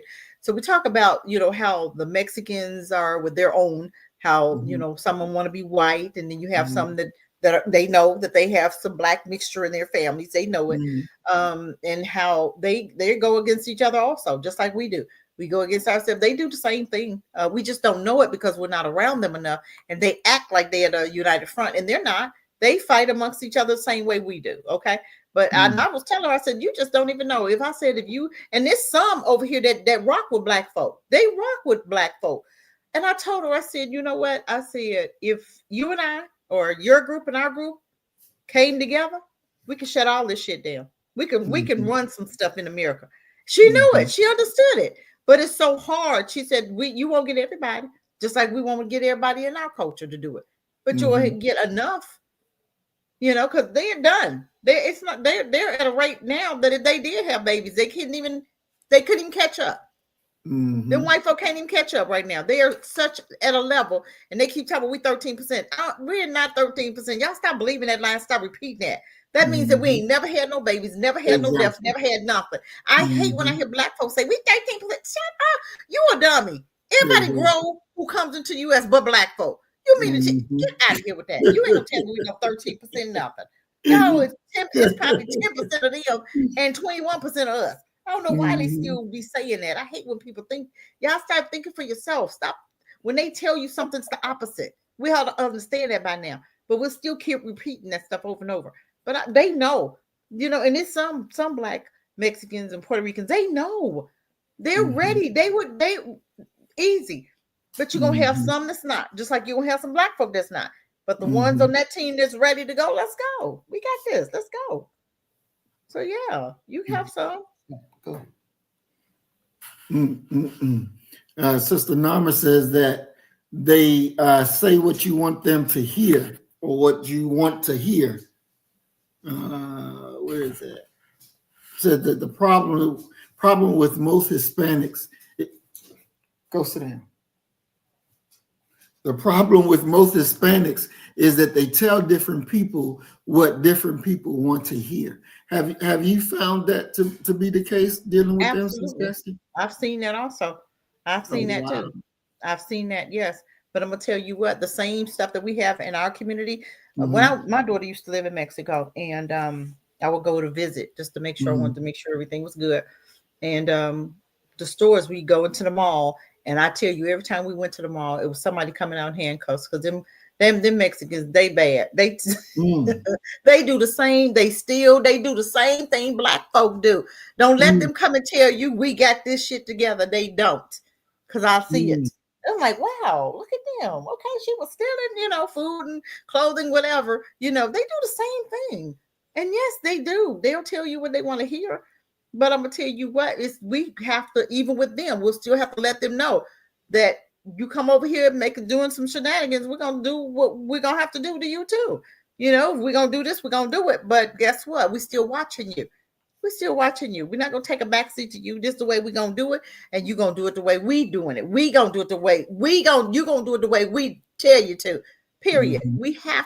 You have to maintain that control. You can never allow them to get up over you. You can't. Mm-hmm. So, that's with your own too. You got black folk, this coon, Mm-hmm. just like Sankara in what's that? Burkina Faso, the very first president, his right hand man, his best friend turned him in. That should have never been, because his best friend, the whole family should have been unalived. I'm just saying. Mm-hmm. You can't come in here you got to show people that you mean business, else you'll have all of that. They would be turning on each other the way they do. If you know that you come to this country and you going against black folk and you being a traitor and you doing the COINTELPRO, we're gonna take care of not just you but your whole lineage. Mm-hmm. I guarantee you'll have one lineage that you'll have to get rid of. Everybody else gonna be looking like we better not do that. I ain't got nothing to do with that. I guarantee you. All you have to do is do one. Have an example. And we'll shut all that other stuff, and everybody and the black folks fly right. They'll watch what they saying. If you saying the wrong thing, we coming. You do the wrong thing, we see that you doing what you ain't supposed to do. We see you taking white folk money to go against your own. We gonna handle our business, and we coming. In the Bible, you was a traitor. They took care of not just you, your whole family, your children, your animals. They took care of everybody, didn't they? Animals included. I'm just saying, we have to stop all of this. I rest. That's correct. We really do. But when the term is used, know your place. Know your place. And of course, they are talking to us that we are getting out of our place because we're talking smart or rising up to be an uppity nigga. But in reality, if we're hit with that know your place, shouldn't that be us telling them exactly to know your place? Exactly. We should be showing them. And they come out of line, we're gonna handle our business. Period. We're not doing that. Because half of what's going on in our community wouldn't be going on if the first time look, prime example, your first time your child say something out of the way for you, what you do, you handle your business. You don't have to worry about that, right? Okay, same thing. You say the wrong thing, my fist go in your mouth, and then next time not to say that. Plain simple. So when we gonna do that to them? We got some coons, we know they coons, but guess what? When Candace opened her mouth, somebody's fist should be going in her mouth. Shut the hell up. This is not, you're not gonna do that. Just like them white folk. If they come to be niggas lovers, guess what? They die. Remember the woman that was driving for the bus? What happened? She died. They shot her in her face. Yeah. They sure did, because they called her a nigga lover. Yeah. And what happened? See, even though her husband's trying to tell her, stop doing this, that, and the other, but guess what? It didn't matter, because they didn't care, because he knew she was going to die. They knew it. They knew it. Okay. Yep. Speaking of the culture and society norms, we're going to go look at this next video. Because we're going to deal with interracial marriages. Now, everybody knows that we do not approve of interracial marriages, interracial boyfriend and girlfriend, interracial nothing. We don't approve of that. We don't say, love has no eyes or all that bullshit. You ain't meant to love no damn cracker. Straight up, you meant to love your own. A white woman can never give a black man what he needs. She's not capable of doing that. And neither is the white man capable of doing that for the black woman. So when they're out there, and it's this woman video I'm about to show, but she teaches black women how to be trophy wives to white men. And there is no way that a black woman can be a trophy wife. A trophy is something like, you see, I got all these figurines up here. You stick it up there and you leave it. It collects dust and you may blow it off every now and then, but you keep on moving with it. It ain't nothing but show and tell. Yeah, and you keep on moving. See, a trophy can't help you conquer. A trophy can't help you be the man that God made you to be. It is that woman. So she could never be a trophy wife. That's white folk shit. That's white folk shit. And I think it's really, it shows how good we are as a people when we're trying to teach the black women to be trophy wives. I think that shows exactly how dead we are. Sister Cassie, what's your thoughts on being a trophy wife? I just don't even know what to say to that. I don't know how to be that. I mean, I got my husband's back, a trophy. Like you said, I'm gonna sit on the sideline and do nothing. I can't think for myself. I can't do for myself. I can't speak up for myself. I do absolutely nothing. Why does he need me? Why? What's that gonna do for him? You know, I may, see something. Or Isaiah, you got to mute your mic. It's just, we have to, we just like my husband looking at the perimeter, he got the front, I got the back. I may see something he don't see. Okay, Mm-hmm. Women, we had that intuition. Men got it, but y'all don't use it. You're gonna make an excuse now. My husband, I tell him something, Cassie, that can't be that. One of his friends, right? And he grew up with him, and every time that man come around, I'll tell you, I feel weird. It's something creepy about him. I know it's something creepy about this man. I keep telling him. I said, honey, I don't like him. He's creepy. I'm telling you. I think he's gay. That's what I think. I'm just saying. I think he's gay. There's some other stuff going on with him, but I'll be telling you, nah, Cassie. And he always give people the benefit of the doubt. But I'm gonna tell you, if I meet something, if I feel something, I go with it. I got to understand that. I'm gonna feel it. When you walk in the room, I'm looking at you, I'm yay or nay. I'm telling you, I can just feel it, right? And one guy, he had a little mason ring on, right? And I looked at his hand. I immediately went to his hand. And I was like, So I'm looking at him, and he just talking. And he's, I'm a Christian, I'm a pastor. And I looked at my husband. I said, what kind of ring is that? I wanted to bring it to my husband's attention.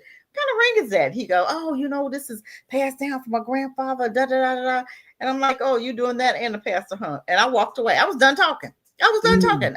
You don't have anything. You can't say anything to me because I already know what's happening with you. So my husband looked and said, why'd you walk away? I said, dude, you need to follow suit. Read the room. You got to read the room sometimes. I already know what kind of person I'm dealing with. I already know who his father is. I already know he's sacrificed his life, not for who you think it is. He's already sold his soul. So what kind of conversation can we have with him?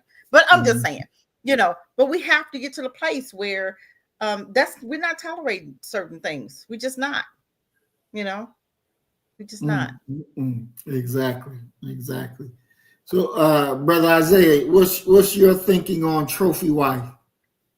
What's your perspective on it? There's one in every bunch, ain't it? Somehow, some way, somebody gonna, want that crumb off the table, I guess, or they feel that it's better on the other side than where they are, or it's not worth the fight, and so they just go along to get along. You feel what I'm saying? You're gonna always get that. But let me say this: I've never been. Let me put this fact on the table. The Academy Award for Black men and Black women have always gone to the butler role, the criminal role, the maid role, the bad mother role. You know what I mean? There's no depth to those films, and that's done on purpose. and in order to uh, facilitate a narrative that does not exist. Now, the last time we were talking about movies, and you were talking about Django, and I brought up Elba Idris or Idris Elba. I don't know how you pronounce your name. That movie, you saw white folk panicking. You saw white folk pissing on themselves when a black man came around, or black people, because they were scared and they knew they were gonna get their ass whooped. Those are the kind of films and movies that need to be produced, because that's how we did them. You feel me? There ain't nowhere in the world that I would ever be afraid of a white motherfucker doing anything.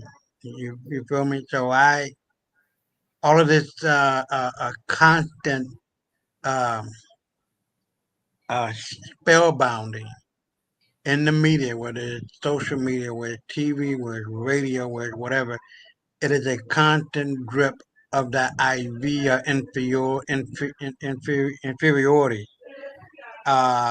or the concept of being inferior, and white folk being superior and being in roles of command or the boss. Because if you look at what's the those 3 or 4 sisters who played a significant role in NASA going to the moon. There Right. were no white, there were no white motherfucker trying to do this, do that. They just turn that shit around and make it look like, well, you need a white motherfucker in here to make sure that you niggas are doing what you need to be doing. That never happened. Mm. We don't need white folk. White folk need us. And as soon as we can start to see that, all these extraneous roles in movies and trying to downplay the significance of the black man and woman in America and around the world, that go to the back burner, if if it is at all on the stove, and it doesn't belong on the stove. So what I see is the cosmic shift, the psychological shift, the mental shift of seeing us in this mediocre role through the decades and since the 20s, that white people love to put black people in because they have an inferiority complex. A famous phrase during the 20s and 30s that lasted up until the late 50s, early 60s was on the part of white folk, uh, free, white, and 21. That was a very famous catchphrase. I'm free. Mm. I'm white. I'm 21. You know what I mean? Mm-hmm. And the idea, the whole idea behind it is the mentality that fostered the false inferiority, superiority complex in white folk, and the opposite of the inferiority complex. I really don't want to say that, but it's gonna be what it's gonna be. But because these young kids, when I was in school, I remember opening up a Bible in the private school. A white boy came up, and we were in a library. I don't remember where, but I opened it up, and uh, the picture was of Adam and Eve. Not a nigga in there. Mm. You feel me? And Right. the white boy looking at me like, "Well, where you niggas at?" He didn't say that, but you can, Mm-hmm. you know what I mean? By the Right. body Mm-hmm. language, Right. yeah, you can tell. And I wanted to put that motherfucker in his place so bad. I just let that shit go, let that shit ride. But it's so important to understand our history. And if you keep going along to get along, you're gonna still be in the same fucking position. You know what I mean? And white folks know our history and who we are in this country. We just don't. And it just unnerved the fuck out of me that we have not come to terms with the lies and the deceit that not only put them on a false pedestal, but make it look like we ain't shit. Right. And we are the shit. And if it wasn't for black folk, white folk couldn't exist. That's the first thing. The second thing, fuck all white folk. Now throw it back. I'll throw it back at you. Oh, you know I gotta pull that one on you. Exactly. It wouldn't be you without it.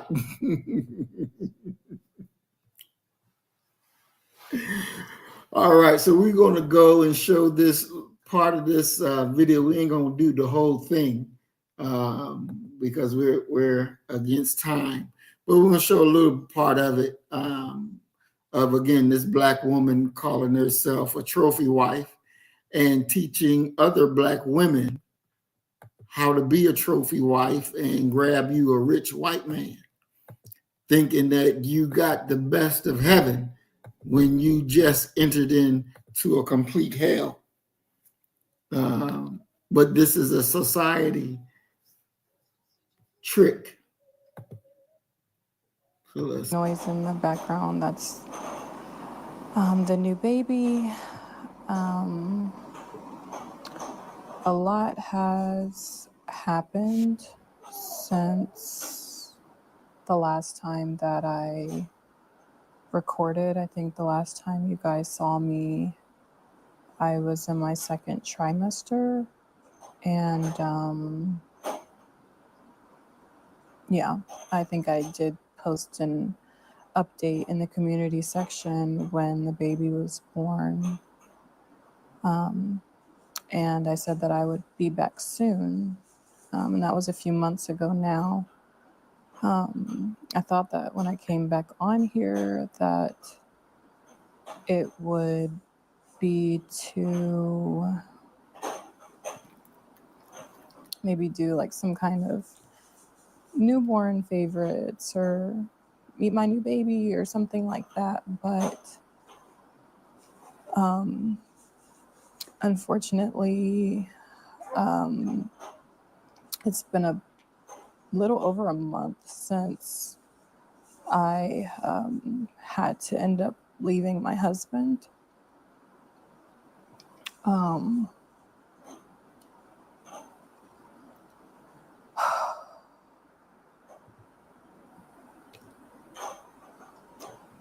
I honestly don't even really know where to start with this, just because it's just such a hard topic. And I honestly thought that by the time I got on here that I wouldn't have any tears left because I've just cried so much.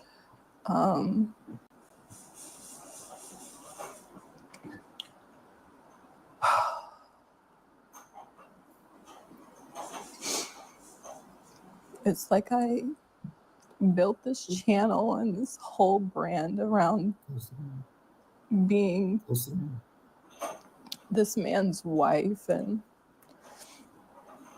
trying to teach other women how to attract good men and provider men and all these different things. And I truly held my husband or saw him as the bar for what every woman should, type of man that, or type of husband that every woman should aspire to have. And I didn't realize that the person I married was actually going to be my biggest nightmare.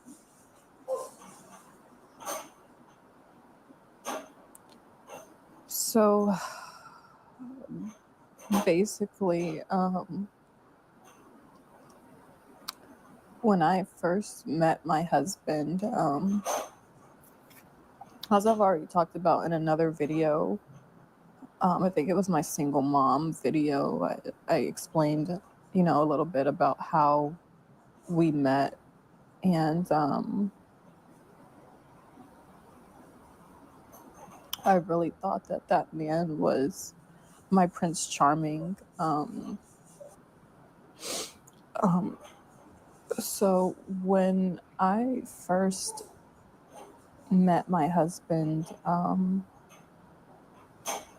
I thought that he was my Prince Charming. I thought that he was my knight in shining armor, and he portrayed himself to be this amazing, upright, righteous Christian man.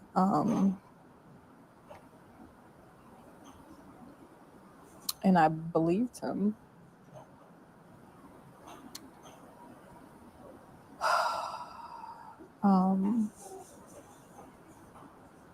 I think shortly after we got married, and this is something that I haven't talked about, I started noticing like certain things changed with him. And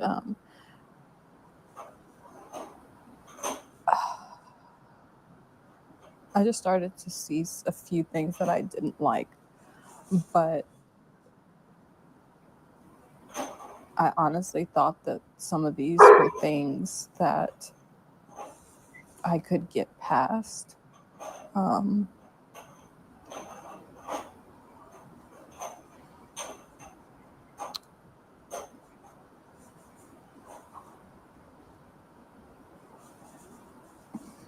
It's like sad to even say like I could get past some of these things. I don't even know where to start. 6 weeks ago, I was changing my daughter, my 4-year-old daughter, and I noticed that when I changed her, she was red and very sensitive.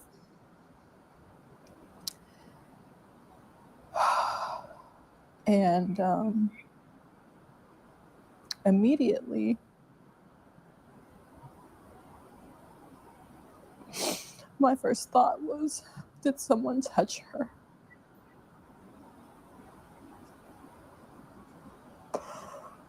Oh, God. Gosh.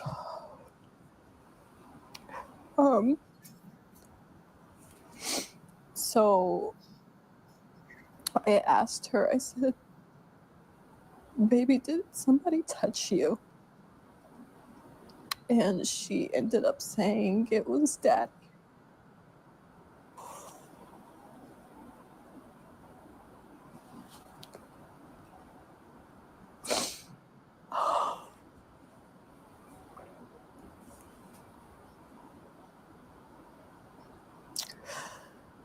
I felt like my world ended on that day.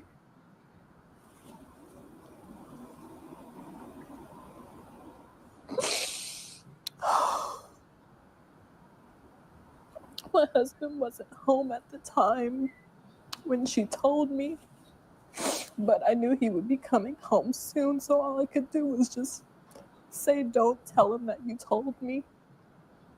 And I just instantly started trying to think of how I could get my kids out of the house, because I knew if I confronted him or asked him about it, that he would just lie, and that he would probably just continue to keep doing stuff to her, but just become more covert or more sneaky or whatever. As soon as my husband got home, he was actually picking up the boys from school, my 2 older boys from school. As soon as he got home, I told him that I was gonna go Halloween shopping with my sister, because I just needed an excuse to get out of the house with all the kids. And I knew if I said something like, oh, I'm going to the grocery store, that it would be suspicious. Like, why am I bringing all the kids and like packing things, like things that we would need and things like that. So going Halloween shopping was the best thing I could think of to just hurry up and get the kids out of the house. I'm sorry, I had to get myself together. So when I got to the hospital, they basically told me that we had to go to another hospital because they didn't do physical exams, like that kind of physical exam there. So a police officer escorted the kids and I to another hospital where they were able to evaluate my daughters. It ended up coming out that he had actually been touching both of my daughters, who are only 2 and 4 years old.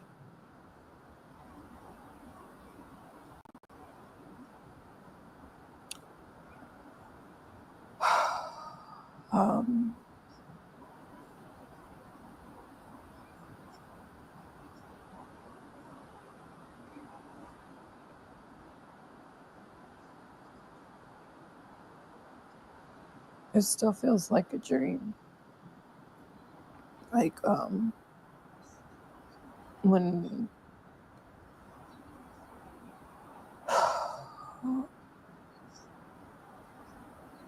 this first happened, I just kept waking up every day and just hoping that this was a dream. Because it's literally my worst nightmare. So I want to say, anytime you sexually assault children, that's definitely a bad thing. But I want to ask, did she bring this on herself? Sis Cassie, what you think? She said a couple things that kind of was very concerning. She said that she didn't know that he was going to be her biggest nightmare. Why? You see it every day. We tell you, shows like this show tell you, don't mix and mingle, don't marry him, have nothing to do with them, period. We tell you that, separate immediately. There's shows like this that's telling you this, just speaking truth. But you got women like this that's been brainwashed to believe that their black men is the worst scum of the earth. But who told you that? So you gonna believe somebody like him that told you that your man was nothing when he's sitting up there sexually molesting his own daughter. But that's what they do. Every child, every white child we know, somebody didn't touch them. Either the daddy, the cousin, the brother, the dog, somebody. Every last one. We know that. Why did you think yours was gonna be different? I'm just saying. Thank God she saw it. Now you can, write the book because she ain't the only one. A whole lot of black women that's dating these demons and devils. They going through hell in their house. Some of them on TikTok. You can see the demon in the man. You can see it because sometimes what they do is crazy. And then the dude, they had to cut it off because he got a bad attitude. He didn't call her. One black woman on TikTok, her husband is terrible. And every time she try to do a little prank, he call her stupid and he call her all kind. And she just she thinks it's the funniest thing. And I'm looking at her like, I'll get on there and I'll go to Texas. I'll get down. Oh, you big dummy. This is every time I see every video he cussing you out. He's saying stupid stuff to you. Then you could see it. But I'm gonna tell you what, when I was in Africa, I was in Kenya. No, I was in Zanzibar. And the beach, beautiful beach. Me and a black girl, African, got to talking. I talk to everybody. And I have her story. And she began to talk about her daughter. She had a daughter. She met a man there, white guy. And she had a daughter, but she said, but before they had the daughter, you know how he treated her there? He took her to Europe, right? Took her away, took her to Europe. And she said, Cassie, it changed. She said, when I got to Europe, I had no passport. I couldn't do anything. He treated me horrible. And I said, "Did you ever meet his family?" She said, "Nope, never met his never met his family." Yes, he had family, never met them. It's just the way that she was saying, and it's not just her. She talks about a lot of her friends that are dating white men. They treat them like crap, but they be quiet because they got a house, they got a car, they got food. So there, I said, so you guys are selling out your soul for material things just to eat. You can eat here in Africa. You got food growing in the ground. You got fish here. You got food growing in the ground. You got cows walking around. You got chicken walking around. You got the goats. Got you got food. You're in the land of milk and honey. But it just don't look like what you want it to look like. So you are willing to sell your soul out. You're selling your soul for a house. Selling your soul to have your own car. Selling your soul to make people think you got it going on by this man. And they beating your ass and treating you like dirt, treating you like little slaves, treating you crazy. And snatched. She finally had a baby by him, and he took the baby, and now he done told the baby she did. Somebody called her, told her because she's been looking for the. It's a whole lot of mess. I said, "Do you think that was worth it?" She said, "No, it wasn't." I said, "Write the book. You need to write the book because I'm sure you're not the only one going through this. A whole lot of them go through that. That they will sit up here and settle for nothings because your TV done told you that they the best thing coming. No, they're not. You see them every day. You look at the news, don't you? FBI said the worst, the most dangerous is what? The white man. That's what the FBI said. That's the last one I read. So Yeah. why do I want them? I can stay with my own, be treated like that. I'm just saying. Why Yeah. would I go over there and be treated like that with you? Have a best bet. My man ain't gonna abuse my babies. They ain't gonna be sleeping with my daughter, his own daughter. Come on now. Black men ain't doing that. Mm, mm, mm, I rest. mm. She married Brother to the Isaiah? devil. Married devils. Mm-mm. Yeah, that's hold on.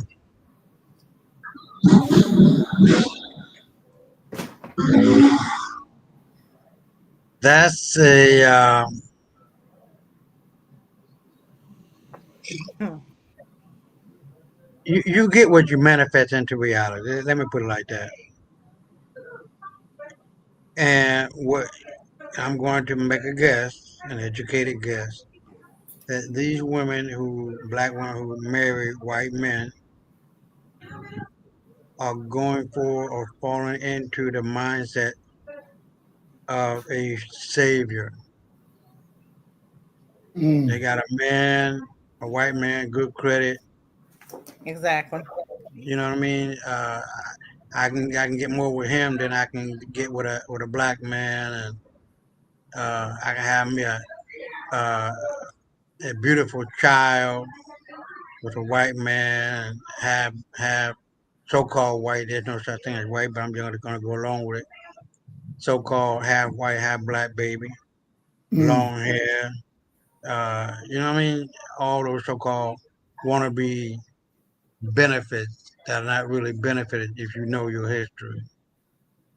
So it's really her helping him to maintain their seed upon the earth, than him helping her, bringing down her maternal supremacy that is so written into the DNA of black women that like I say, and like we say on this show, if we knew our history and we knew their history, there wouldn't be no white man marrying a black woman. We would disdain the motherfucker. If the black man and the black woman knew that their genetics are the worst fucking genetics on the planet, we wouldn't be fucking with them. mhm, They grow tails, they grow hair all over their body, they're slow mentally, they're just one step up from the monkey. And you mean to tell me you want to go from our ancestor level of a 910 on the DNA intelligence quotient scale down to a fucking 6 and having baby with these motherfuckers? Are you kidding me?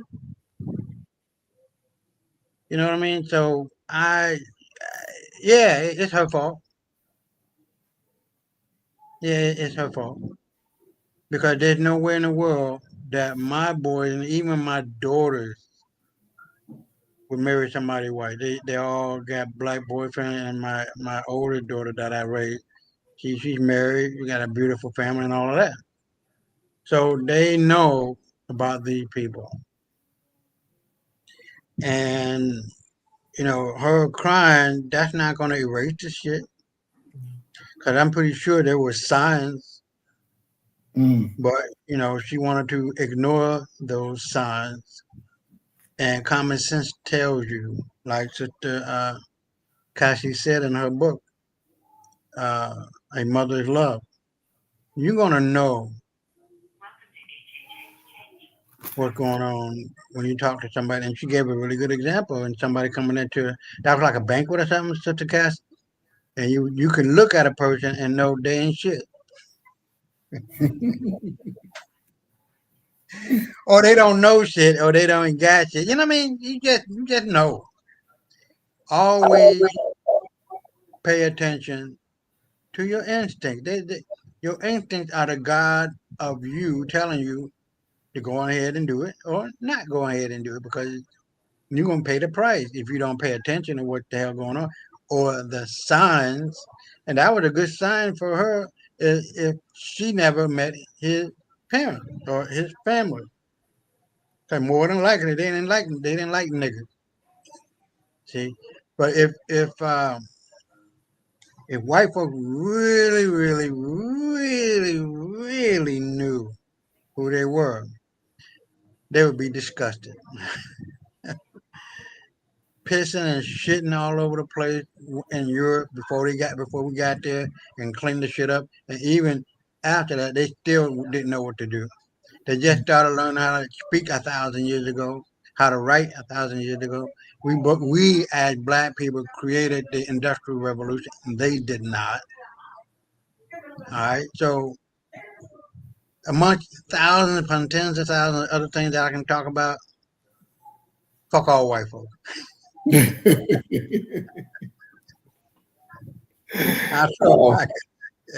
All right, all right. Well, we're going to move to closing comments. Let me welcome everybody. I want to welcome Narma X, peace and blessings. We're glad that you made it. We want to welcome Earth Angel 1105 Remix, peace and blessings. We're glad that you made it. Emerald Modesty, we want to welcome you, peace and blessings. We're glad that you made it. Brother Donald Muhammad, walaikum salam, peace and blessings, big bro. We're glad that you made it. Twin Pyramids in the house, peace and blessings. We're glad you made it, twin. Cousin Sister Valerie's in the house, peace and blessings. We're glad that you made it. And I know I saw there he is, Brother Willie Rivers, peace and blessings, big bro. We are glad that you made it. We thank everybody for hanging around with us for 21 extra minutes. Going on 22. But the reality of our society is something that we got to deal with. We can't cry it away. We can't wish it away. And we damn sure can't sleep it away. We have to actively change it. We have to actively change it. Each and every one of us must do our part to change and make this system right. Now, if you sitting at home eating your chitlins and your pork skins and drinking your beer and watching your TV, ain't a damn thing gonna change. Ain't nothing gonna change. You first have to change yourself, your way of thinking, and then your environment and everything else will change. But it starts with you. It starts with me. It starts with us. We make the right changes, and then the environment will change. So we're going to go ahead and move to closing comments. Sister Cassie, your closing comments for tonight? You know what? We've seen some examples. I hope we learning from that story right there. They trying to tell you that these men are God sent. God said that those are serpent people. I have to go with that. I have to go with that. But we want to call them friends. We want to marry them. We want to mix with them. We want to tell our children, love don't matter. If it didn't matter, he wouldn't have told you they were serpent people. We can see with our eyes what they made of. And you got black folk that'll fight me tooth and nail because I told them we ain't supposed to be mixing with them. Deuteronomy 7 tells us that. Read it. Do you know who Deuteronomy, who the Bible's talking to? They're talking to black people. Y'all got this people, y'all thinking, oh, it's a book of the, I don't give, whatever. Look, I didn't live some of that stuff. So whatever. Just because you ain't experienced no miracle don't mean it don't happen. We have to get to the place where we're reading and understanding the revelation of it. He told you, do not give your children over to them, because why? They will change your heart. They will change their hearts from him. That's what he said. Do not give your children over to them. And when you as a parent make an excuse and you say it's okay, whatever your child goes through, it's going to be on you. Because he already told you they were serpent people. Called a one woman a dog. Sure Did did. he? Called her a dog. She said, hey, even a dog got to get the crumbs from the master's table. I'm just saying. But you want to still marry him. You want to call them friends. You want to hang with them. I'm not doing that. I'm not mixing. I don't even want to be around them. I don't want to live around them. Because they said when it turns around, they're going to be servants, our servants. I don't even want them in my house as a servant. I don't want to have anything to do with them in the new world. I don't. Because it's going to be somebody that's going to try it. Not up in my house, you won't. I'm going to stick to the plan. He told me, don't come together with them. I'm not. He told me, don't mix and mingle. Don't date them. He told us what to do. But you got parents that tell you it's okay. Mm-hmm. I know women whose sons married to white women. One of my best friends we talk all the time. Her son was dating him when he was 12. He was young. When he was 12. He was dating him because he had a little black girlfriend that hurt his heart. You mean you had no white woman hurt your heart? Yeah, he was dating his first girlfriend was black, and she broke his heart. So he been with white women ever since. Then married one, got a little, just crazy stuff. Think white, just a coon. I don't care what nobody say. He a coon. I'm just saying. But we have to understand. That's up to us to teach our children. He said, don't let them forget. We have let our children forget. Whose fault is this? What's going on right now? It's your fault. Black family, it's your fault. We let them educate our babies. Okay? You let them date. If I want my child to marry a black man, I need to keep him in a black environment. I can't throw him in a white environment and tell him, baby, I want you to marry a black man now. You didn't put him. What chances is that she's going to marry a black man? Right. If I got her around, exactly. If I got her in a white environment, you hear black men who want the Israelites that'll say, "Oh, it don't matter who you marry because my seed that makes him a black baby." That's a damn lie. He said 2 black people make a black Israelite baby. You cannot mix and mingle. That's just like a German Shepherd and Pit Bull having a puppy. That's a mutt. That's not because the dad is a pit bull does not mean that dog is a pit bull. He's not. He's a mutt. Okay. So all y'all Israelite men out there dating these white women talking about I'm having Israelite babies. That's the damn lie that they told you. Now you get with these women, you're creating enemies for my grandchildren, my black grandchildren. So guess what? It's time for us as black people to stop swallowing their Kool-Aid. They got it on TV. That's okay. Every commercial is a black and white couple. I see 2 white couples, a couple, white and white man, white lady. But every single time, y'all, notice this. You don't ever see a black man with a black woman. You see a mix. Either you see a black woman with a white man or a black man with a white woman. It's never a black on black couple. Why is that? That's done on purpose. Because they are non-existent. They're not reproducing, and they need your sperm. They need your womb, ladies, to survive. And they thinking that they can make enough babies right now, but they can't. They're below the line. They are so non-existent right now. They can't even catch up. They're done. They can procreate, but even with I've known some white women with black men, and they can't even get pregnant. It's a curse on their womb.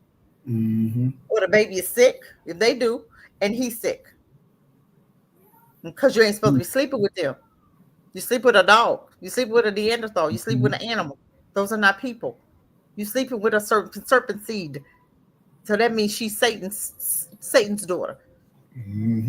He's Satan's son. So if he come in and cut you up, you and your babies, what you expect? He come in there and sleep with your baby, with his daughter, what you expect? Satan's gonna do what Satan gonna do. That's his seed. That's his seed. Yep. So we have to stop with the nonsense, and we got to do the right thing, because with Israel, we know how to do this. We know what we're supposed to be doing. Let's make it happen. Let's counteract everything they've ever taught us. Let's counteract it. We can do this. We can do this. We can take over some of these cities. I could be mayor. I just need me 4. I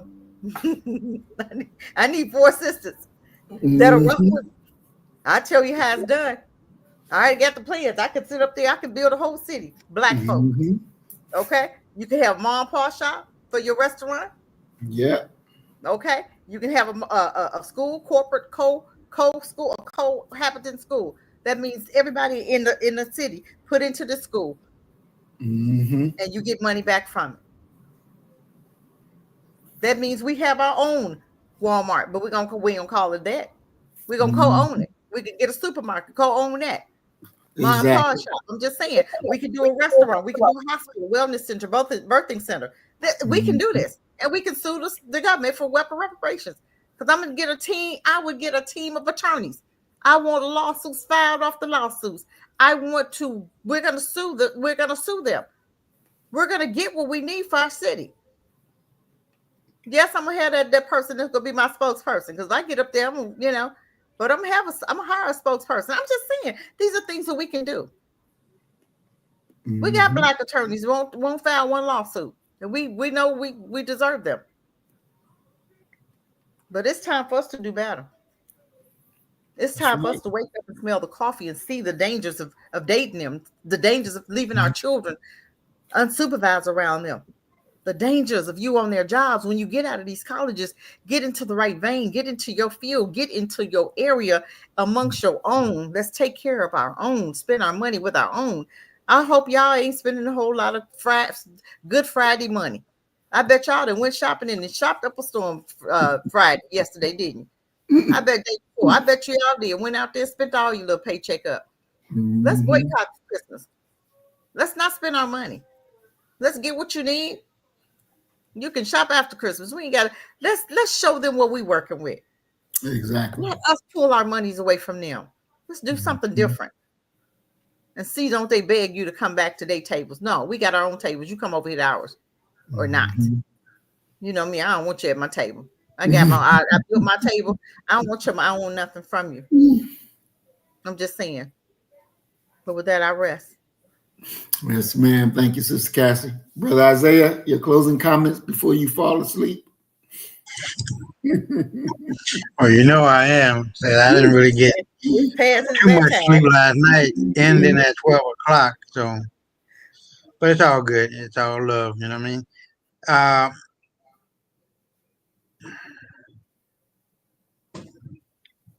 It's a hell of a thing when somebody's pissing down your back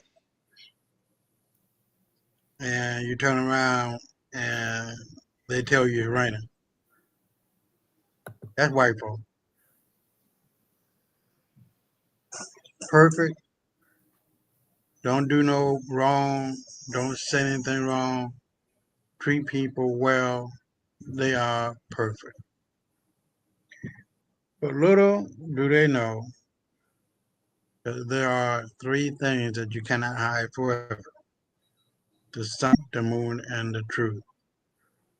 And I'm a big fan of karma, positive karma, because I don't want any negative karma coming back to me. I try to treat people well. I'm not trying to throw shade on nobody, but there was a woman who was outside today. She had a really big plant. She couldn't really carry it. And I carried it to her home. It was a little bit far away from my home, but in the same community. But it's all about kindness, you know what I mean, to me. Mm-hmm. And it's one thing to be a kind person, to be a decent person, to be a person of integrity, to be a person of character, and then trying to fake like you all of these things that white folks do, and they are the masters of projection. Mm.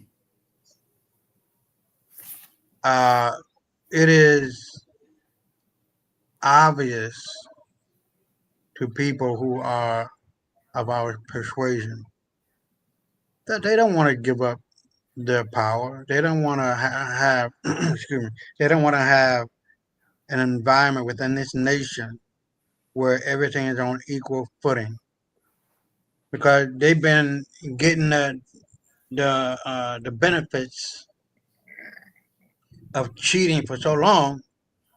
They don't Mm. know how to compete. Say that. And even if they did know how to compete, they would still lose with us. Mm-hmm. There's no ifs, there's no ands, there's no buts that their time upon the earth is over.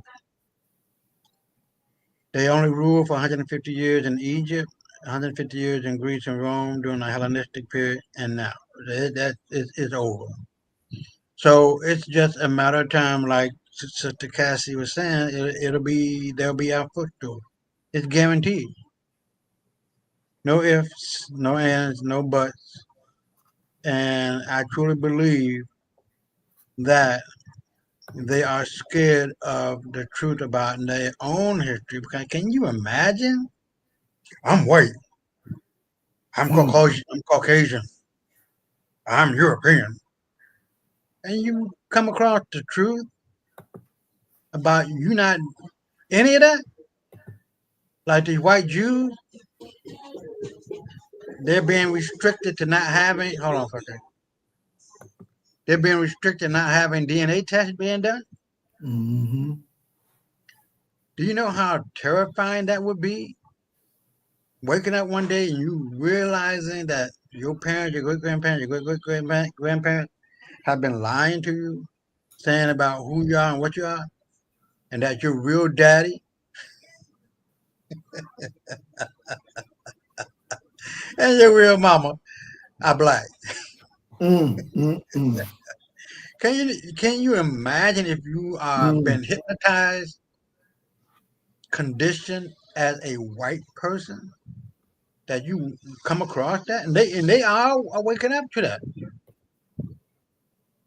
and it's devastating. It's mind blowing. It'll make you want to kill yourself.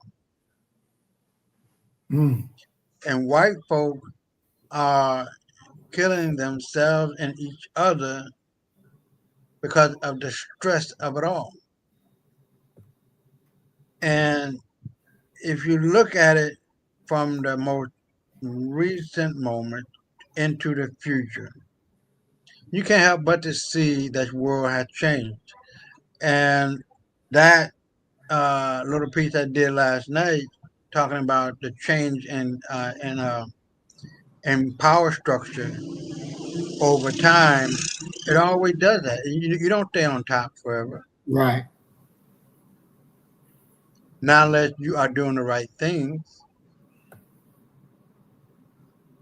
And black people and black women and black men, our people have ruled kingdom for eons of time. Thousands upon thousands, tens of thousands of years they lasted until they grow old and a new one comes up. But white folks don't know what the fuck they doing. You see, this is the reason why they failed in Egypt. This is the reason why they failed in Greece and Rome, and this is the reason why they failing now because they really are infants in grown men and women's bodies. They've been duped by their own into believing this, that, and the other, and that DEI don't count and CRT don't count. Well, Ask yourself, Mr. Wannabe white man, white woman, why? What are you trying to hide? What are you trying to cover up?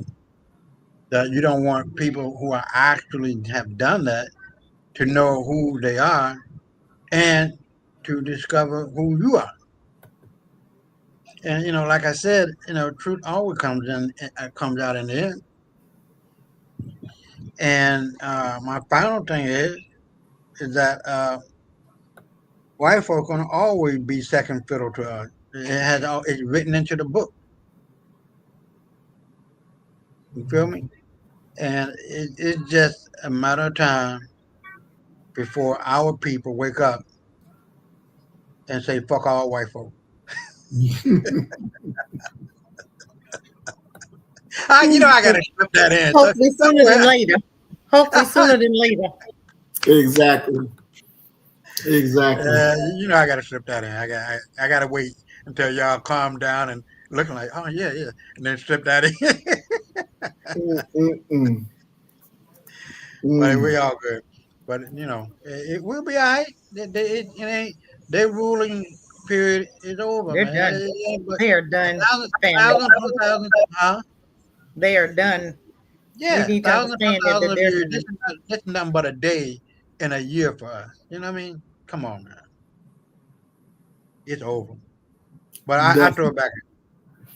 All right. Thank you, Brother Isaiah. We want to thank everybody that came out and stayed with us as we deal with the reality of our society.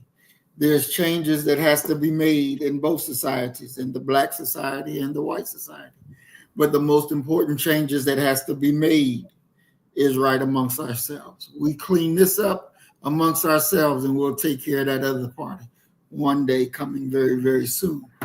And I will say this to you as well. Brother Mom, can I say I just seen this on X, excuse me. A Go ahead. black father was talking to his two sons.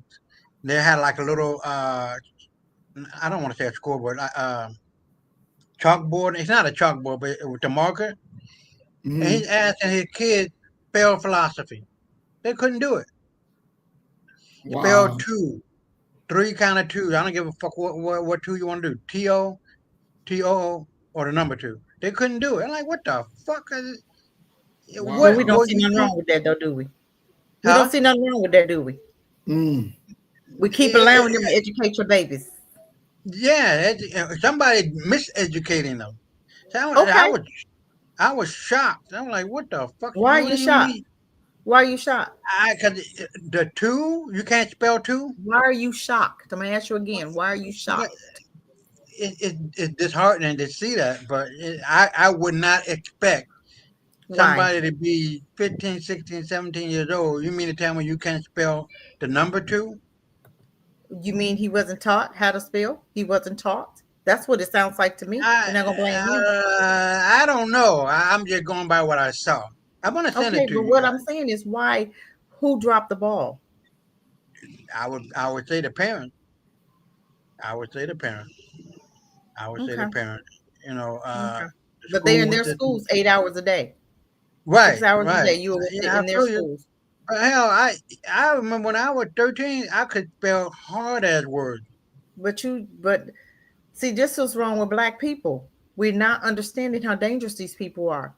They're very Mhm. dangerous. And they've done a lot of dangerous things to our children. They've traumatized them. They didn't promise to educate your child. They just No, say no. bring them. They didn't Yeah, promise to do anything. They won't even do anything when you have a child that's complaining for a whole year about being bullied. You don't do right, anything. right, You got to figure it out yourself. And then they want to blame you, after everything is done.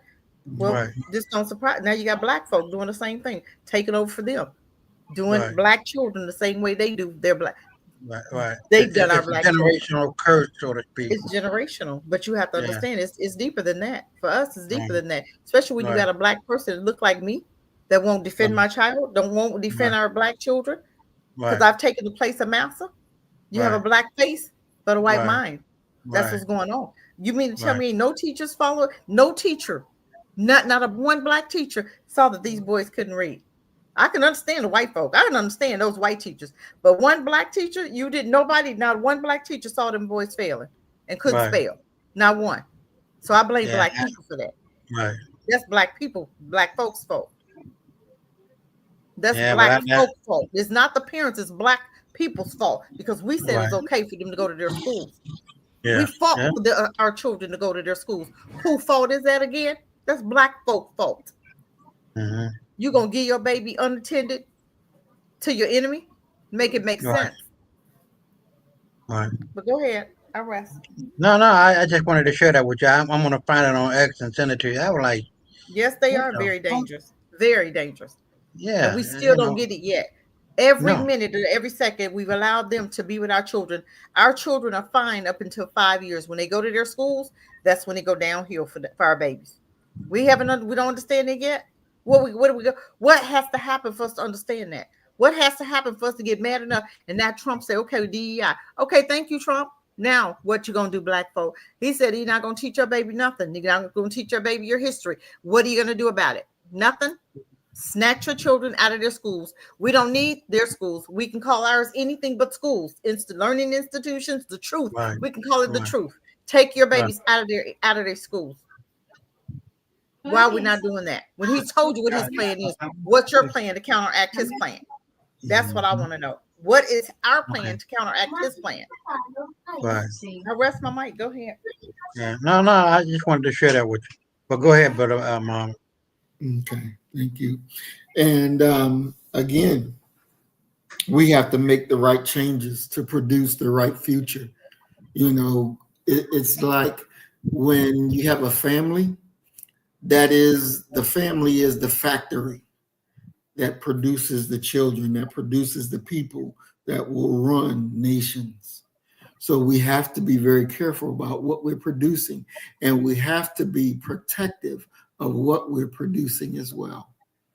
We can't afford to be letting somebody else dictate to us how we're going to do for our children. As you can already see, that American educational system wasn't a damn thing to begin with. It never wanted to teach you what is right. You have to remember that once we got up out of slavery, that one of the first things that we built was our own schools. Our own schools, that we knew that we had to teach our own. Next thing you know, here they come up. They want it equal. Let's give it equal. Next thing you know, you got integration. And that was the needle to the child's brain. Period, point blank. There's whole schools in Baltimore, Maryland, that graduate black children and they can't even read their diploma. This is a systematic failure. Systematic failure.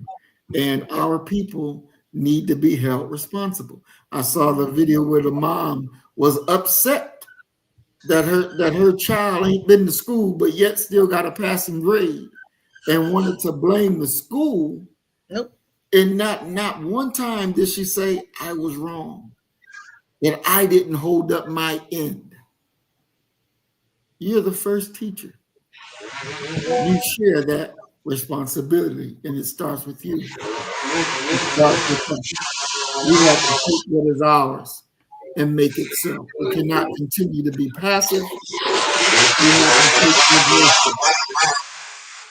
Isaiah and his background, boy, I swear. We have to take the aggressive approach to everything that we do. We got to live with passion, and we have to be prepared to kill with passion. It's just the time that we in. As we always say, family, we love you and we dearly are very grateful that you come to share with us. And as we always say, you kill the You nigga. kill a nigga and you, and I will kill a nigga and me. And our God will reign supreme. We are Black First. Black First. Today, tomorrow, and forever. Love you, fam. And remember, 24/7, 365, stay black. Yes, yes, yes. Peace Don't and blessings. forget, we got that battle on the football field, player. Most Man definitely. 25, I'm taking you out. You better not even drop that brick. Don't drop that brick. That's all I can say. You're not ready for no Pittsburgh Steelers. All right, y'all. Love y'all. Peace, family. So you better get the message. and get it straight. You're gonna need some bridge work. It's simple as that. Because we're living in judgment. We're living in implementation.